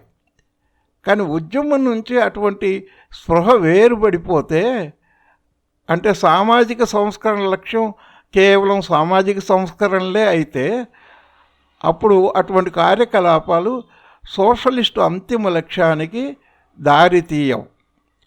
పైగా అవి సరిగ్గా వ్యతిరేక దిశలో పయనిస్తాయి. రోజా లగ్జంబర్గ్ మరో అంశాన్ని మన ముందు ఉంచింది. పార్టీ కార్యకలాపాల ప్రధాన లక్ష్యం తక్షణ ఫలితాలు మాత్రమే అయితే ఏమవుతుంది? అప్పుడు అధికారం గెలుచుకోవాలనే స్పష్టమైన రాజీ లేని దృక్పథం పార్టీలో రాను రాను ఇబ్బంది కలిగిస్తుంది. అప్పుడు క్రమంగా పార్టీ తన వ్యూహాలను మార్చుకోవటం మొదలు పెడుతుంది. అది రాజకీయ బేరసారాల పార్టీగా మారుతుంది. అప్పుడు దానికి తటపటాయింపు ధోరణి అబ్బుతుంది. అది అమాంబాపత ఒప్పందాలకు పాల్పడే ధోరణిని స్వీకరిస్తుంది. అయితే ఈ ధోరణి ఎంతో కాలం సాగదు, చివరికి భ్రమలు బద్దలుగాక తప్పదు అంటున్నామే. ఇక్కడ ఆ మాట్లాడింది కమ్యూనిస్ట్ పార్టీలకు దివ్యవాణిలాగా లేదు. రోజువారీ కార్మిక వర్గం చేసే పోరుతోనే సోషలిజం దానంతటదే తలెత్తదు. సోషలిజం స్థాపనకు 2 ప్రధానమైన షరతులు ఉన్నాయి. ఒకటి, పెట్టుబడిదారీ వ్యవస్థ వైరుధ్యాలు పెరగాలి. రెండోది, ఈ వైరుధ్యాలను తొలగించాలంటే సామాజిక పరివర్తన తప్పదు అనే కార్మిక వర్గ అవగాహన అత్యవసరం. అది మరి రివిజనిజం ఏమంటుంది? మొదటి దానికి అవకాశం లేదంటుంది, రెండో దాన్ని తిరస్కరిస్తుంది. పార్టీ రివిజనిజాన్ని అనుసరిస్తే కార్మిక వర్గ ఉద్యమం అనేది సహకారోద్యమానికి సంస్కరణోద్యమానికి కుంచుకుపోతుంది. అప్పుడు అది ఖాయంగా వర్గ దృక్పథాన్ని వదిలేస్తుందని రోసా హెచ్చరిస్తుంది. సోషలిజం కోసం రోసా చెప్పిన 2 షరతుల్లో ఒకటి వస్తుగతం, ఆబ్జెక్టివ్, రెండోది చైతన్యం, సబ్జెక్టివ్. ఈ 2 కలిస్తేనే సోషలిజం సాధించటం అనేది సాధ్యమవుతుంది. అయితే ఇవాళ ఇండియాలోనూ ప్రపంచ స్థాయిలోనూ మొదటి షరతు పూర్తయింది. రెండోది సోషలిస్ట్ చైతన్యం, అది తగినంత స్థాయిలో లేదు. కిందటి శతాబ్దం తొలి 2-3 దశాబ్దాల్లో మొత్తం యూరోప్ని అమెరికాని ఊపేసిన సోషలిస్ట్ చైతన్యం ఇవాళ ఏమైపోయింది అన్నది మనం సీరియస్గా పట్టించుకోవాల్సిన అవసరం. విప్లవోద్యమంలో ఆటుపోట్లు ఉండే మాట నిజమే, అయినా ఈ విషయాన్ని కేవలం ఆటుపోట్లలో భాగం అన్నట్టుగా తేలిగ్గా తీసిపారేయటానికి వీల్లేదు. మొత్తం మీద సోషలిజం మీద అవగాహన పెరిగిందా తరిగిందా, లేదంటే ఆ అవగాహన ఏమైనా వంకరలు తిరిగితే దానికి కారణాలు ఏమిటి? ఇవి చాలా ప్రాధాన్యం ఉన్న ప్రశ్నలు. కమ్యూనిస్టు ఉద్యమానికి ఇవి చావు బతుకులను తేల్చగలిగిన ప్రశ్నలు. సరే, మళ్ళీ రోసా పలుకుల్ని విందాం. పరపతి సౌకర్యం, కార్టెల్సు, ట్రస్టులు, బాగా పెరిగిన వార్తా ప్రసార సాధనాలు వగైరాలన్నీ పెట్టుబడిదారి వ్యవస్థలో సజీవమైన అంతర్భాగాలు అంటున్నామే. డబ్బు, సరుకులు ఈ వ్యవస్థకి ఎంత సహజమో అవి అంతే సహజం. అవన్నీ ఈ వ్యవస్థలో ఒక దశలో ప్రవేశిస్తాయి. కానీ బెర్న్స్టైన్ మాత్రం వాటిని విడివిడిగా ఉన్న నిర్జీవ అంశాలుగా పరిగణిస్తాడు. పైగా పెట్టుబడిదారీ జబ్బులకు వాటితోనే వైద్యం చేయడానికి ఆయన ప్రయత్నం చేస్తాడు. మరో సంగతి, సంక్షోభాలను పెట్టుబడిదారీ ఆర్థిక వ్యవస్థలో కేవలం అపశృతులు అంటాడు ఆయన. అవి ఆగిపోతే ఆ యంత్రాంగం చక్కగా పనిచేస్తుందని ఆయన అనుకుంటాడు. అయితే వాస్తవం ఏమంటే సంక్షోభాలు అపశృతులు కాదు. అసలు అవి లేకుండా పెట్టుబడిదారీ ఆర్థిక వ్యవస్థ అభివృద్ధి కానే కాదు. ఎందుకంటే పెట్టుబడిదారీ వ్యవస్థలో అపరిమితంగా విస్తరించే ఉత్పత్తికి సంకుచిత పరిమితి కలిగిన ప్రపంచ మార్కెట్కి మధ్య తలెత్తే ఘర్షణను పరిష్కరించే ఏకైక పద్ధతి సంక్షోభమే.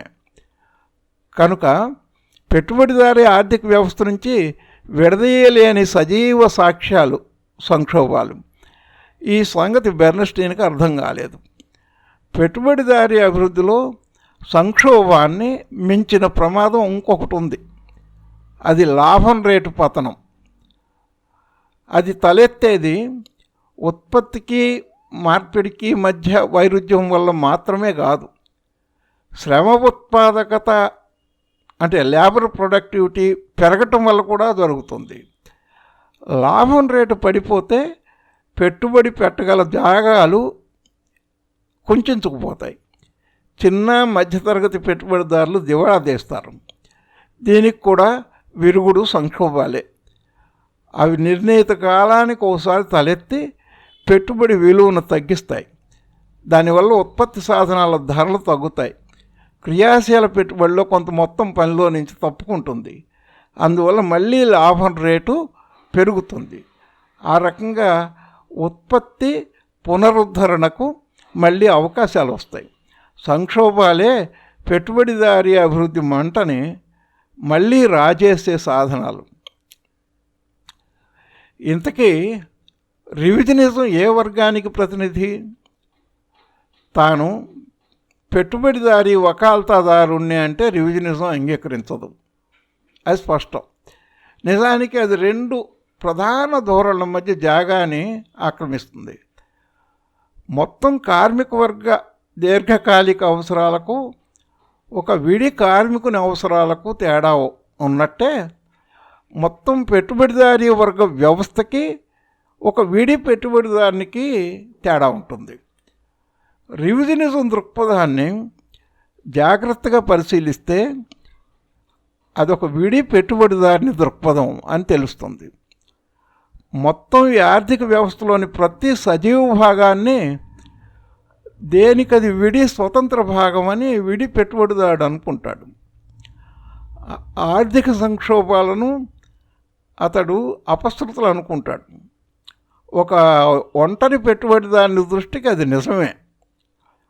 సంక్షోభం లేకుంటే అతను ఎక్కువ కాలం బతకగలుగుతాడు.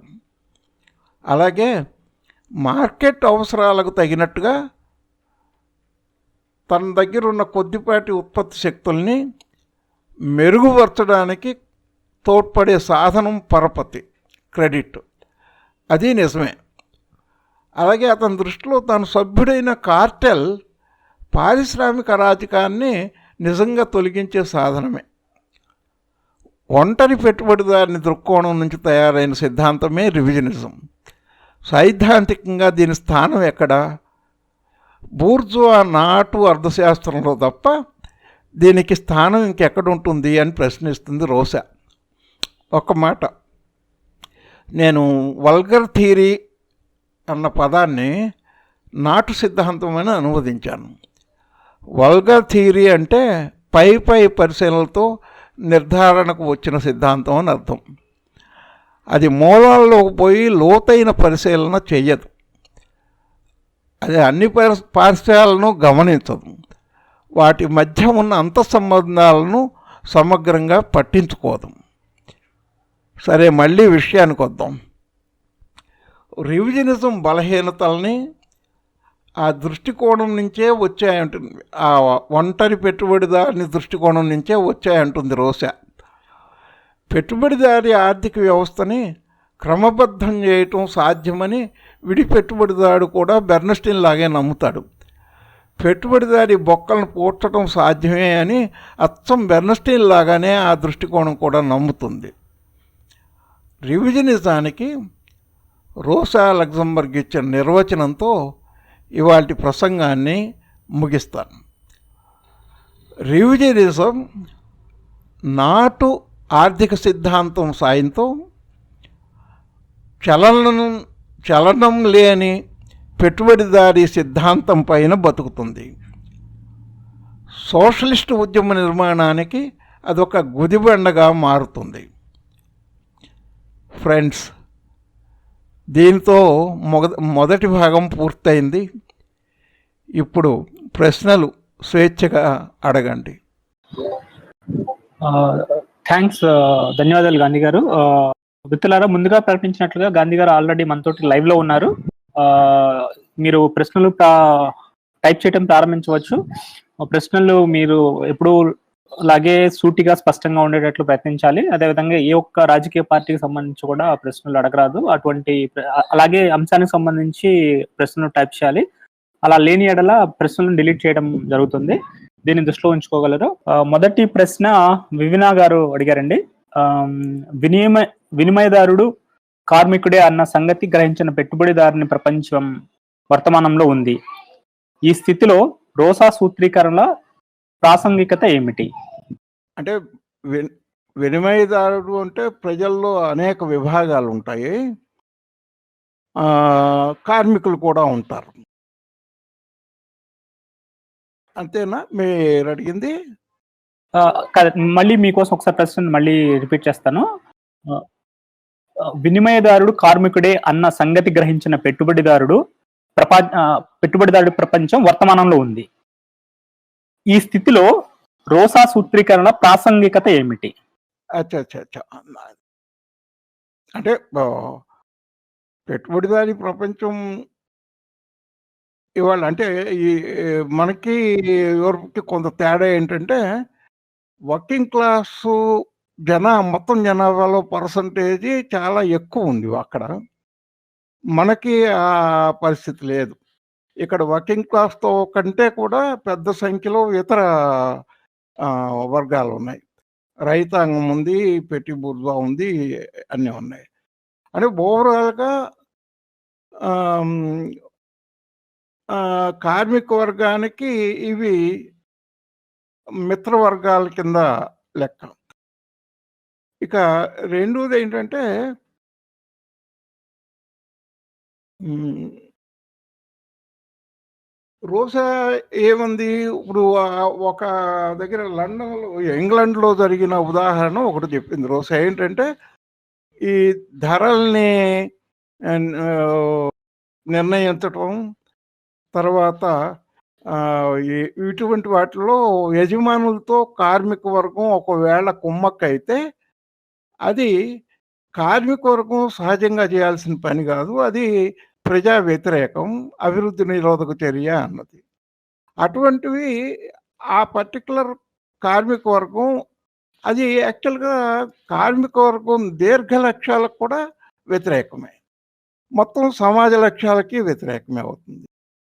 అదండి. ఓకే అండి. Fine sir. Fine sir. Next ప్రశ్న అండి. ఆహ్, కృష్ణయ్య కల్లూరి గారి ప్రశ్న. రోసా చెప్పిన విషయాలు చాలా బాగా వివరించారు. అభినందనలు. ఇక్కడ సంస్కరణలే కనిపిస్తున్నాయి. విప్లవం కనిపించడం లేదు, వినిపించడం లేదు. అంటే ఒక కామెంట్ లాగా పెట్టారండి. దీని మీద మీరేమన్నా అంటే నేను ఏకీభవిస్తున్నానండి. యాక్చువల్‌గా రోసా రివిజనిజం గురించి చెప్పిన జబ్బుల్లో చాలా వరకు మనకు వచ్చాయేమోననేదే నా ఒపీనియన్ కూడా. ఓకే అండి. నెక్స్ట్ ప్రశ్న కృష్ణవేణి గారండి. సంక్షోభాల విషయంలో బెర్న్‌స్టీన్ వాదన తప్పే. ఆయనది సంస్కరణే. కానీ పరపతి అనేది సంక్షోభాలను పొడిగించటం మరియు మరీ ముఖ్యంగా పరపతి వల్ల ఆస్తిపాస్తులు లేని కార్మిక వర్గానికి కూడా కొంతమేర ఆస్తులు ఏర్పడుతుందన్న విషయం నేడు చూస్తున్నాం కదా! ఇది విప్లవోద్యమానికి అడ్డంకి కాదా? వివరించగలరు? అంటే పరపతి అంటే చిన్న వర్గాలకి పరపతి దొరుకుతోందా అండి? మొత్తం సమాజంలో అవైలబుల్‌గా ఉన్న పరపతి పెట్టుబడికి పై వర్గాలకి లభించిన దాంట్లో చిన్నవాళ్ళకి ఒక ఆటో నడిపేవాడికి, ఒక ప్రైవేట్ కార్ నడిపేవాడికి దొరికేది దాని వాటా చాలా తక్కువ ఇవాల్టికి మన సొసైటీలో కూడా. అందుకని మనం పరపతి ఎవరికి దొరుకుతుందంటే పై వర్గాలకు దొరుకుతుంది. అది స ఓ తాత్కాలికంగా ఒక ఇండివిడ్యువల్‌కి మేలు చేయొచ్చు. కానీ ఓవరాల్‌గా సొసైటీ మీద ఈ పెట్టుబడిదారీ వ్యవస్థ మీద అది క్రియేట్ చేసే ఈ ఎఫెక్ట్ గురించి రోసా మాట్లాడింది. అక్కడ రోసా చెప్పిన దాంట్లో కూడా పెట్టుబడిదారుడు ఒక విడి పెట్టుబడిదారుడికి ఆహ్, అది హెల్ప్‌ఫుల్‌గానే ఉండొచ్చు. కానీ ఓవరాల్ వ్యవస్థని అది దాని కూలిపోవటాన్ని త్వరితం చేస్తదనే అవగాహన. మార్క్సిస్ట్ అవగాహన. Fine sir. నెక్స్ట్ ప్రశ్న రామ్మోహన్ గారండి అడిగారు. నేడు ఇండియా భూస్వామ్య మరియు పెట్టుబడిదారీ విధానం రెండూ కలగలిసిన విధానం అని ఒక వాదన ఉంది. మరో వాదన నేడు ఉన్నది కేవలం పెట్టుబడిదారీ విధానమే తప్ప మరొకటి లేదు అనేది ఉన్నది. దీని మీద మీ అభిప్రాయం? అంటే బ్రాడ్‌గా స్థూలంగా చెప్పాలంటే భూస్వాములు ఇంకా అక్కడక్కడ అరుదుగా ఉన్నమాట నిజమే. కానీ అది దాన్ని దాన్ని భూస్వామ్య విధానం అనటానికి వీల్లేదని నా ఉద్దేశం. ఎందుకనంటే భూస్వామ్య విధానంలో ఈ లీగల్‌గా భూస్వామికి చాకిరీ చేయాల్సిన పరిస్థితులుంటాయి. భూస్వామికి కొన్ని ప్రత్యేక హక్కులుంటాయి.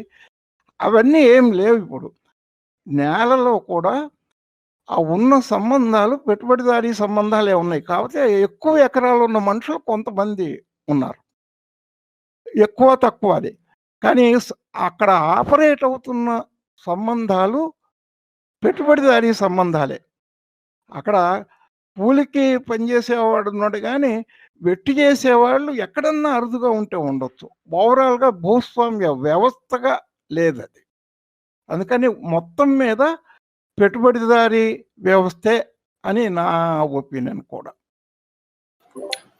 Fine sir.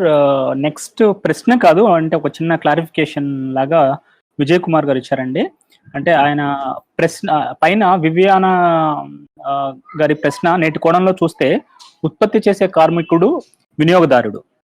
అయితే ఆటోమేషన్తో కార్మికుల సంఖ్య విపరీతంగా తగ్గిపోతే సరుకును కొనే శక్తి కూడా తగ్గిపోతుంది. ఇది సంక్షోభాన్ని తీవ్రతరం చేస్తుంది. అది అండి. కృష్ణవేణి గారు ఇంకొక ప్రశ్న అడిగారండి. నేడు కార్మిక వర్గానికి కూడా పరపతి దొరుకుతుంది. మీరు అన్న ఆటో వారికి కూడా అదే పరపతి కార్మికుల ఆస్తులు వాటితో పాటు భ్రమలు కలిగించడం వాస్తవం కాదా? దీనిని ఎలా చూడాలి? భ్రమలు కల్పిస్తుందండి. కనిపిస్తుంది. కొంతమందికి కొన్ని సెక్షన్స్‌కి ఇది బాగానే ఉంది సిస్టమ్ అనే భ్రమలు కూడా కలుగుతాయి. అంటే దాన్ని కొంత ఎడ్యుకేషన్ కూడా అవసరం అవుతుంది. ఎడ్యుకేషన్ అంటే వాళ్ళని పిలిచి స్కూల్లో కూర్చోబెట్టి కాదండి. మనం డే టు డే లైఫ్‌లో డే టు డే దీంట్లోనే ఈ ఈ అవగాహన పెంచే ప్రయత్నం ఒకటి జరగాలనేది నా ఉద్దేశం. వాళ్ళ జీవితాల నుంచే తీసుకొని. ఒకవేళ తాత్కాలికంగా ఏమన్నా పరపతి ఉన్నా ఈ వ్యవస్థ సృష్టించే సమస్యలు తక్కువేం కాదండి. డాక్టర్ సురేష్ గారు ఇంకొక, అంటే అది కూడా మోస్ట్లీ కమెంట్ లాంటిదేనండి. పరపతి కూడా సొంత ఆస్తి లాంటిదే. సింహభాగం దక్కేది పాలక వర్గాలకే, పాలిత ప్రజలకు దక్కేది పెసరంతే. కానీ అదే పాలితులు మానసికంగా పాలకవర్గ ఆధిపత్యాన్ని అంగీకరించేలా చేస్తుంది.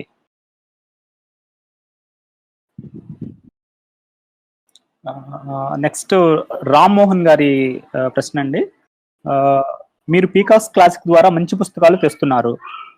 మార్క్స్ పుస్తకాలు తెలుగులోకి అనువాదం కానీ జుర్ క్రిటిక్ డెర్ ఒక్క నిమిషం అండి, ఇది జర్మన్ లో ఉన్నట్లుంది. రాజకీయ అర్థశాస్త్ర విమర్శ తెలుగులో బ్రాకెట్ లో ఇచ్చారు. జర్మన్ ఐడియాలజీ లాంటివి తేవాలని మా అభిప్రాయం. అంటే మీకు రిక్వెస్ట్ ఇచ్చారండి వీటిని తెలుగులోకి అనువదించాలి అని. అంటే ఈ ఆయన చెప్పింది అది contribution to the critique of political economy అనేది ఇంగ్లీషు అనువాదం దానిది. అది నేను చేయటం మొదలు పెట్టానండి. అంటే నెమ్మదిగా ఒక 4, 5 నెలల్లో అవుతుందండి అది. జర్మన్ ఐడియాలజీ ఎవరో చేస్తున్నారని విన్నాను. నాకు కరెక్ట్‌గా తెలీదు. అదే. సార్, అంటే ప్రశ్నలు కొంతమంది టైప్ చేస్తూ ఉన్నారండి ప్రస్తుతం. ఓకే అండి, పర్వాలేదు. సంధ్య గారు ఒక కమెంట్ పెట్టారండి. బర్న్‌స్టీన్ రోజా సిద్ధాంతాలను చాలా గొప్పగా పరిచయం చేయడం మాత్రమే కాక రివిజనిజం స్వరూపాన్ని శక్తివంతంగా ముందు పెట్టారు. మీకు ధన్యవాదాలు. ఇంకొకటి రమేష్ గారి ప్రశ్న అండి. సంక్షోభాల నుండి గడిచిన కాలం నుండి ప్రస్తుతం వరకు విప్లవ శక్తులు ఏమి నేర్చుకోవాలి? వాటి వల్ల విప్లవ శక్తులు ఏమైనా బలపడిన సందర్భాలు ఉన్నాయా? వివరించగలరు? అదేనండి. అంటే ఈ పాఠంలోనే నా డౌట్స్ ఇది పెట్టాను. యాక్చువల్‌గా ఇది ఎప్పటికప్పుడు పోరాటం సంక్షోభంలో పడొచ్చు. మళ్ళీ దాన్ని పుంజుకునే ప్రయత్నాలు చేస్తూ ఉంటాయి ఈ 19th సెంచరీ. 19th సెంచరీ అని చెప్పాడంటే తర్వాత వచ్చిన వాటికి కూడా అప్లై అవుతుంది. మార్క్స్ చెప్పింది. ఇది నిరంతరం మనం నేర్చుకోవాల్సిందేనండి. అయితే నా ఉద్దేశంలో ఈ 20th సెంచరీ బిగినింగ్‌లో ఉన్నది. ఇప్పుడు మనం 21st సెంచరీ బిగినింగ్‌లో ఉన్నాం. పోలిస్తే విప్లవ చైతన్యం అనేది ఇప్పుడు తగ్గింది.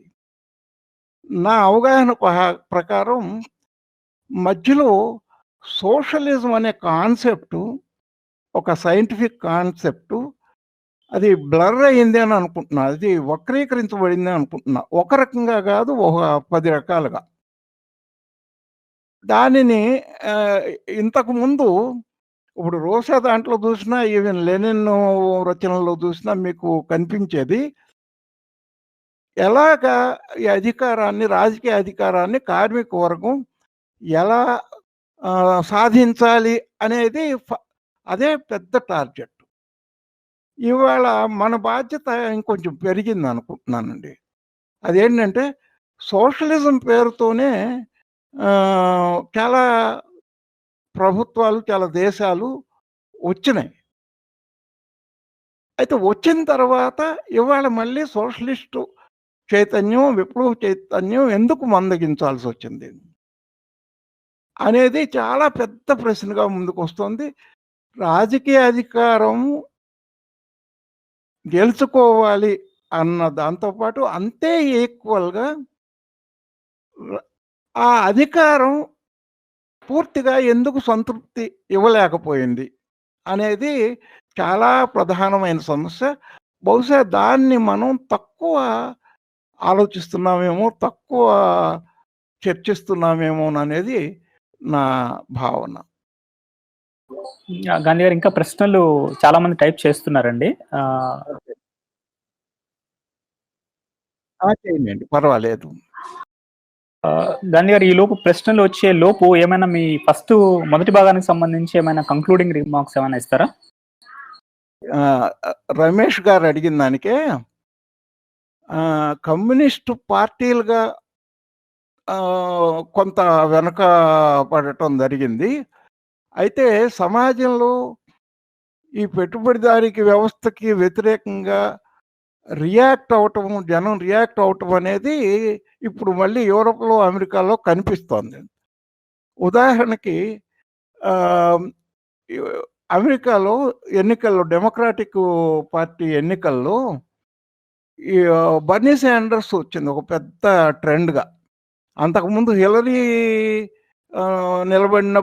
క్లింటన్ నిలబడినప్పుడు ఆయన పోటీ చేశాడు. ఆ టైంలో ఆయనేదో మాట్లాడి ఎళ్ళిపోతాడనుకున్నది. ఆ టైంలో 18 రాష్ట్రాల్లో ఆయన గెలిచాడు హిల్లరీ క్లింటన్ మీద.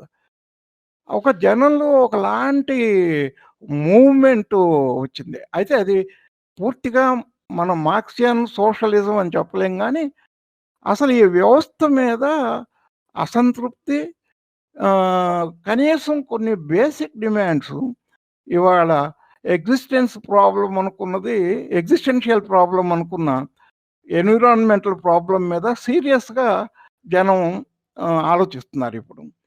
అలాగే మినిమమ్ ఫెసిలిటీస్ లైక్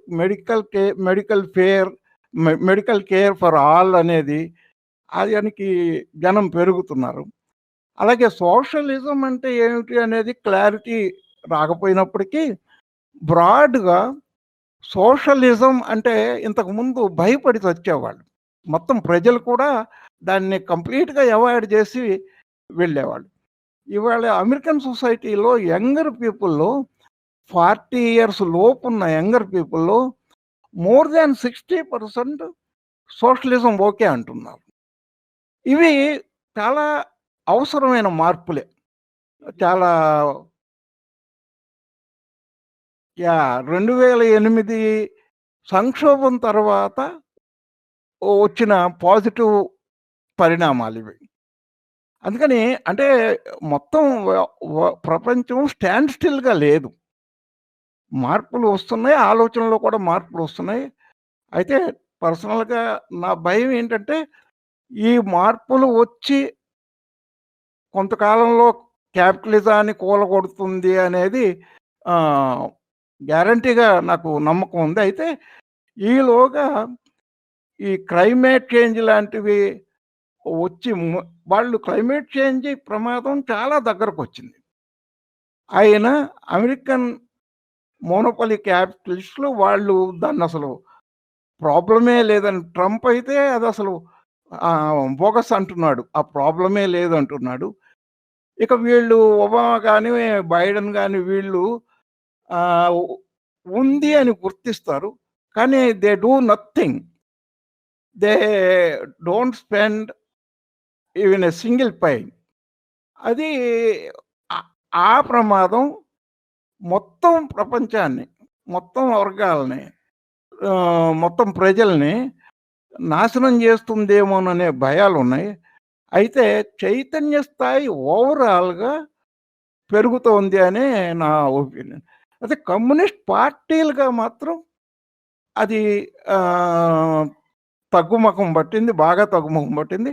అయితే మళ్ళీ వేదిక లాంటి కార్యక్రమాలు మళ్ళీ మొదలవుతున్నాయి కాబట్టి ఇక్కడ కూడా even communist movement, left movement తిరిగి మళ్ళీ శక్తిని పుంజుకునే అవకాశం ఉంది. మనకు భవిష్యత్తులో ఇప్పుడు పరిస్థితి ఎలా ఉన్నా ఉంది అనేది ఆశ.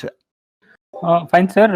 సంధ్య గారు మీ పీకాక్ క్లాసిక్ పుస్తకాల వివరాలు వాట్సాప్‌లో ఇవ్వమని అడుగుతా ఉన్నారు. ఆ సమాచారం అందిస్తాం సంధ్య గారు కుదిరిన మేరకు. రామ్మోహన్ గారు ఇంకొక ప్రశ్న అడిగారండి. అది అంబేద్కర్‌ను అభిమానించేవారు రాజ్యాంగ యంత్రం సర్వరోగ నివారణగా భావిస్తున్నారు. దీనిని నివారించడం ఎలా? యాహ్! అది అంటే ఇక్కడ ఈ రియాక్షనరీ ఫోర్సెస్ ఇప్పుడు మోదీ లాంటి వాళ్ళు ఆ ఉన్న ప్రజాతంత్ర హక్కుల్ని, ఉన్న ఇంతకుముందు సాధించుకున్న ప్రజాతంత్ర హక్కుల్ని తీస్తున్నప్పుడు మళ్ళీ మనం రాజ్యాంగం వైపు పరిగెట్టక తప్పని పరిస్థితి ఒకటి క్రియేట్ చేశారు. అయితే అదే సర్వరోగ నివారణ అనే కంక్లూషను తప్పే. అయితే వాళ్ళు రాజ్యాంగం వైపు చూడటం తప్పు కాదు. అట్‌లీస్ట్ ఉన్న వాటిని కాపాడుకోవడం కోసం అది అవసరం అవుతుంది.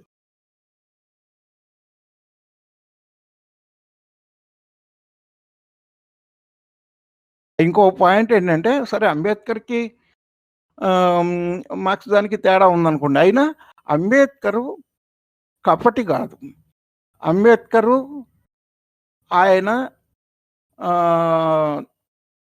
ఆయన చేయగలిగిన మట్టుకు చేశాడు. అయితే ఆయనకే ఓవరాల్‌గా రాజ్యాంగం అప్రూవ్ అయిన తర్వాత ఆ రాజ్యాంగం మీద చాలా అంశాల్లో ఆయనకి సంతృప్తి లేదు.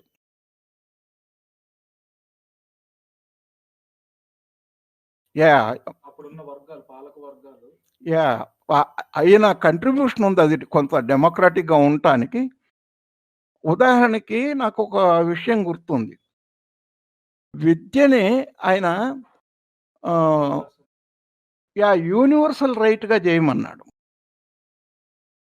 అయితే ఈవెన్ మన ప్రోగ్రెసివ్ అనుకునే నెహ్రూ అది అప్పుడే సాధ్యం కాదని దాన్ని తిరస్కరించాడు. అంటే ఇక అప్పుడు ఆయన సరే యూనివర్సల్ రైట్ కానప్పుడు కనీసం మా వాళ్ళ కోసం రిజర్వేషన్ ఇవ్వండని ఆ టైంలో ఆ కాంటెక్స్ట్‌లో అడిగాడు. యూనివర్సల్ రైట్‌గా చేసుంటే అట్‌లీస్ట్ 2 విషయాలని ఇది బూర్జువా సమాజంలో సాధ్యమే అవి. అవి ఏంటంటే హెల్తు, ఎడ్యుకేషను యూనివర్సల్ రైట్‌గా గనక చేసుంటే కొంత మెరుగ్గా ఉండేది. అది కూడా చేయలేదు.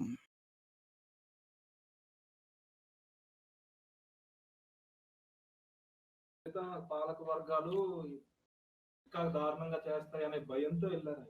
యాహ్! అంటే ఆయన చెప్పిందేంటంటే అంబేద్కరు నేను ఎందుకు యాక్సెప్ట్ చేస్తున్నాను చైర్మన్ పదవిని, రాజ్యాంగ పరిషత్ చైర్మన్ పదవిని అంటే ఇంకా అధ్వానంగా చేయకోకుండా తనకి సాధ్యమైనంత వరకు ఒక పాజిటివ్‌గా దాన్ని ఉంచటానికి అన్నట్టుగా ఆయన భావించాడు.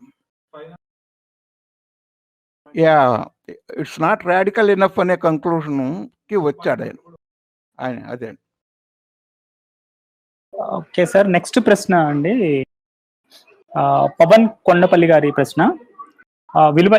విలువైన క్లాస్ విన్నాం. ధన్యవాదాలు గాంధీ గారు. గ్రామ్సీ రచనలు కల్చర్ మీద, ఫ్యాసిజం మీద వచ్చిన బుక్స్‌ను ట్రాన్స్‌లేట్ చేసి అచ్చు వేస్తే మంచిదేమో సార్. ప్రస్తుత పరిస్థితుల్లో ఈ దేశంలో వామపక్షాల పార్టీలకు నిర్వహించవలసిన పాత్ర గురించి సూచన, దిశానిర్దేశం చేయగలరా? అది ఉందండి దృష్టిలో. గ్రామ్షీది మన మోడర్న్ ప్రిన్స్ చాలా వరకు ఆ పర్పస్ నెరవేరుస్తుంది. మొత్తం గ్రామ్షీ రచనలన్నీ అంటే తెలీదు గానీ, గ్రా దీని వరకు ఈ ప్రిన్స్ వరకు, మోడర్న్ ప్రిన్స్ వరకు చేద్దాము అన్న ఆలోచన ఉంది. అది ఎప్పటికవుతుందో చెప్పలేను గానీ, అయితే గ్రామ్షీ గురించి కృషి చేస్తున్న ఇంటలెక్చువల్స్ ఉన్నారు. అయితే నాకు ఒక ధోరణి కనిపించింది. గ్రామ్షీని ఒక మార్క్సిస్ట్‌గా గాక, మార్క్స్‌కి డిఫరెంట్ అను, మార్క్స్‌కి మార్క్స్ మళ్ళీ గ్రామ్షీ నుంచి నేర్చుకోవాలను అన్న ధోరణులు కొన్ని కనిపించినాయి. Gramsci or Lenin or somebody else వీళ్ళు they are Marxist, great Marxist. వివరాల్లో, డీటెయిల్స్‌లో దాన్ని డిస్కస్ చేయాలి. ఏది వాళ్ళ స్ట్రెంగ్త్ ఏంటి, వీక్‌నెస్ ఏంటి అనేది. అదండి మా ఉద్దేశం. Okay sir. నెక్స్ట్ ప్రశ్న అండి రామకృష్ణ గారు అడిగారు. క్లాస్ బాగుంది సార్, అభినందనలు. మన దేశంలో విప్లవం విజయవంతం కావాలంటే భిన్న ధోరణులు ఉన్న సందర్భంలో ఏ పద్ధతిలో ముందుకు సాగాలి? అలాగే ఫాసిస్ట్ విస్తరణ పెరుగుతున్న నేపథ్యంలో కమ్యూనిస్టులు తక్షణ కార్యాచరణ ఏ వర్గాలతో కలిసి పనిచేయాలి వివరించగలరు? యెస్. అది థ్యాంక్ యూ అండి. ముందుగా ఏంటంటే ఫ్యాసిస్ట్ ధోరణులు పెరుగుతున్న మాట నిజమే. యాక్చువల్‌గా ఈ ఫ్యాసిస్ట్ ధోరణి పెరగటానికి ప్రధానమైన కారణం బూర్జువా వర్గంలోనే ఉన్న సో కాల్డ్ లిబరల్స్ మీద విసుగు పుట్టటం వల్ల ఈ ఫ్యాసిస్ట్ శక్తులు పుడతాయండి. అది ఇక్కడే కాదండి. మీకు మొట్టమొదట తలెత్తిన ఇటలీ తీసుకోండి, లేదా తర్వాత జర్మనీ తీసుకోండి. ఎక్కడైనా అంతకు ముందున్న లిబరల్స్ అనబడేవాళ్ళు, ఈ మన కాంగ్రెస్ పార్టీ గానీ వగైరా వగైరా వాళ్ళు చేసిన ఘోరాల వల్ల ఒక కొత్త శక్తి కావాలనేది ఆకాంక్ష ప్రజల్లోకి వస్తుంది. ఇప్పుడున్నవాడు బాగోకపోతే ఎదురుగా కనిపించిన వాడికి పోతాడు. అది జరిగింది. అయితే ఇంకొక దురదృష్టం ఏంటంటే, స్వాతంత్రం వచ్చిన కొత్తల్లో కాంగ్రెస్ పార్టీ అత్యంత బలమైన పార్టీ. అయితే communist party second biggest party. ప్రతిపక్షంలో ఉంది. గ్యాప్ చాలా ఉంది కానీ కాంగ్రెస్‌కిను, కమ్యూనిస్టులకి. అయితే ఆ ప్రతిపక్ష స్థానాన్ని పోగొట్టుకోవటంలో దాన్ని డిస్కస్ చేయాలి. ఎందుకు జరిగింది? ఒక ప్రధాన ప్రతిపక్షంగా ఉన్న కమ్యూనిస్టులు దేశం మొత్తం మీద ఎలాగా ఇలాగ ఈ పరిస్థితికి, ఇవాళ ఉన్న పరిస్థితికి ఎందుకొచ్చారు అనేది చాలా పెద్ద సమస్య అండి. అది ఉండి ఉంటే ఈ మళ్ళీ మూడో శక్తి ఫ్యాసిస్టులు మోర్ రియాక్షనరీస్‌కి అవకాశం ఉండేది కాదు. అది కాంప్లికేటెడ్. ఇప్పుడు ఏం చేయాలి అంటే ఒకటేనండి. మనకి మనమే కమ్యూనిస్టులమే మనందరం తలా కొంత మనం ఏం చేస్తాము అనేది జనంలో స్పష్టత పోగొట్టుకోకూడదండి. మనం చేసే దాని మీద, మన నిజాయితీ మీద ఏ ఏ రోజున కూడా నమ్మకం పోగొట్టుకోకూడదు. స్పష్టత, క్రెడిబిలిటీ ఈ 2 తాత్కాలికమైన ప్రయోజనాల కోసం ఎవరితో పడితే వాడితో కలవటం వల్ల, దానివల్ల నేను అనుకుంటున్నాను చాలా నష్టం జరిగింది. ఇప్పుడు మళ్ళీ మనం మన శక్తిని కూడదీసుకుని మొదలు పెడితే పాత ఈ ధోరణులని చాలా వాటిని వదిలేసుకోవాల్సొస్తుందండి. అయినా జీరో నుంచి మొదలుపెట్టొచ్చండి. ఏమీ ప్రాబ్లమ్ లేదు. ఎందుకంటే ఈ కమ్యూనిజం అనేది చాలా పవర్‌ఫుల్. ఎందుకంటే అది సత్యం కాబట్టి. సత్యానికున్న పవర్ అది. అది ఆ పవర్‌ని మొదటి నుంచి, తొలి నుంచి మొదలుపెట్టినా ఏమీ కొంపేం మునగదు. అయితే కన్‌ఫ్యూజన్ క్రియేట్ చేయకూడదు. ఇవాళ ఈయనతో కలుస్తాం, ఇంకొకరితో కలుస్తాం. ఇండిపెండెంట్‌గా నువ్వు ఏమంటున్నావు? నీ భావాలేంటి? నీ డిమాండ్స్ ఏంటి? ని ఇక ఆయన అడిగిన రెండో ప్రశ్నకి, ఆ సమయంలో మనం మిగతా వాళ్ళతో కలవచ్చు గానీ, మమేకం కాకూడదు. ఎన్నికల్లో పొత్తులు ఉండకూడదని నా నా పర్సనల్ ఒపీనియన్ అండి. దాన్ని ఎలా తీసుకుంటారో నాకు తెలీదు. ఎన్నికల్లో పొత్తులు బూర్జువా వర్గంలో ఏ శాఖతోనూ, అది ప్రతిపక్షంలో ఉన్న పార్టీ అయినా, అధికారంలో ఉన్న పార్టీ అయినా ఉండకూడదు.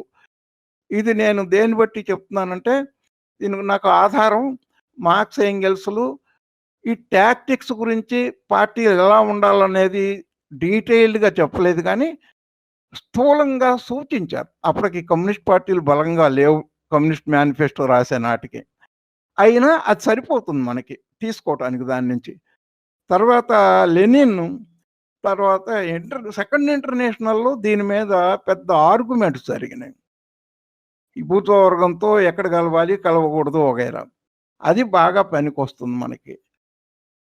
దాన్ని బట్టి నేనొచ్చిన పర్సనల్‌గా నాకొచ్చిన అవగాహన ఏంటంటే, ఈ ఎన్నికల్లో కలవటము, మనది ఒక పార్టీని, ఒక బీజేపీని ఓడించటం కాదు, ఒక కాంగ్రెస్‌ని ఓడించటం కాదు. మనది మొత్తంగా ఈ వ్యవస్థని మార్చడం కోసం పనిచేసే పార్టీ. ఆ స్పష్టత జనంలోకి ఎక్కించడానికి టైం పడుతుంది, ఓపిక కావాలి, మనం కన్‌ఫ్యూజ్ చేయకూడదు. ఆ కన్‌ఫ్యూజ్ చేయకోకుండా ఉండటానికి తాత్కాలికమైన లాభాలని వదిలేసుకోవాలి. దీర్ఘకాలిక లక్ష్యాల కోసం. చాలా మన పరిమితుల మీద, మన యాక్షన్స్ మీద మన సిద్ధాంతం పరిమితి విధిస్తుంది అని చెప్పింది కదా రూసే. అదే నా ఒపీనియన్ కూడా. మనం జనాన్ని కన్‌ఫ్యూజ్ చేసే పని ఏదీ చేయకూడదు.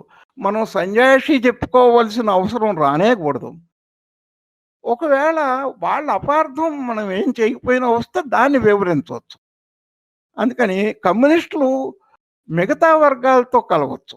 కానీ పార్టీలుగా కలవకూడదని నా ఉద్దేశం. కలవటం అంటే ఎట్లాగా? ఇప్పుడు రైతులు ఉన్నారు. కార్మికులు, రైతులు సహకరించుకోవటం అవసరం. కలవచ్చు కాదు, కలవాలి. అవసరం. అలాగే మధ్యతరగతి ప్రజలు ఉన్నారు. పేద ప్రజలు ఉన్నారు. వాళ్ళు కార్మికులు కాకపోవచ్చు. వాళ్ళతో సహకరించుకోవాలి. వాళ్ళ ప్రయోజనాల మధ్య ఉమ్మడి అంశాల మీద అందరూ కలిసి పోరాడేటట్టుగా ప్లాన్ చేయాలి. ఆ పనులు చేయట్లేదని కాదు. కమ్యూనిస్టులు చాలా చేశారు అట్లాంటి పనులు. చాలా త్యాగాలు చేశారు. అందులో నాకేమీ అనుమానం లేదు. కానీ ఇంత చేసి, ఎన్నో త్యాగాలు చేసి, చిన్న పొరపాటుతో కన్‌ఫ్యూజ్ చేస్తారు. అందుకని ఆ విషయంలో అది డిస్కస్ చేయాలండి. ఏదో ఒకరు, ఇద్దరు చెప్పిన ఒపీనియన్స్ కాదు. ఎవరు అథారిటీ కాదు. మనం డిస్కస్ చేస్తే ఒక కన్‌ఫ్యూజ్ చేయని ఒక విప్లవ విధానాన్ని మనం ఎంచుకోగలమని అనుకుంటున్నాను. ధన్యవాదాలు సార్. వీరేశలింగం గారు ఒక కమెంట్ పెట్టారండి. సత్యాన్ని సత్యంగా స్వేచ్ఛగా చెప్పినందుకు ధన్యవాదాలు గాంధీ. ఈ రోజు ఈ మొదటి భాగాన్ని ఇంతటితో ముగిద్దాం సార్. గాంధీ గారు చాలా స్పష్టంగా, చాలా సరళమైన భాషని ఉపయోగించి ఒక సంభాషణ లాగా బెన్‌స్టైన్‌కిను, రోజా లగ్జెంబర్గ్‌కి జరిగిన ఒక సంభాషణ లాగా మీరు దీన్ని ఈ క్లాస్‌ని వివరించడం, అదేవిధంగా సమకాలీన ఉదాహరణలు జోడించి వాటిని చాలా స్పష్టంగా ఈ క్లాస్‌ని చెప్పడం జరిగింది. ధన్యవాదాలు సార్. ఇంకొక ప్రశ్న వచ్చింది కానీ రేపు దీనికి రెండో భాగంలో సమాధానం చెప్పుకోవచ్చు సార్. మిత్రులారా, ఈ రోజుకు సంబంధించిన మొదటి భాగం ముగిసింది. ఇలానే దీనికి సంబంధించిన రెండో భాగం రేపు రాత్రి 8:30కి మామూలు సమయంలోనే మనం తీసుకుందాం. మిత్రులారా, ఈ రోజు క్లాస్ సంబంధించి ముగిసింది. రేపు రెండో భాగం రేపు రాత్రి 8:30 మళ్ళీ కలుసుకుందాం. ఇంకొక చిన్న ప్రకటన ఏంటంటే, దీనికి సంబంధించిన తెలుగు అనువాదం ఆల్రెడీ ముందుగా ప్రకటించిన విధంగా ఒక వారంలో మనకి ప్రజాశక్తి బుక్ హౌస్, అదేవిధంగా విశాలాంధ్ర, నవ తెలంగాణ బుక్ హౌస్ ద్వారా ఈ పుస్తకం విడుదల కాబోతా ఉంది. దానికి సంబంధించిన వివరం ఇది. ఆ పుస్తకాన్ని మీరు కొనవచ్చు.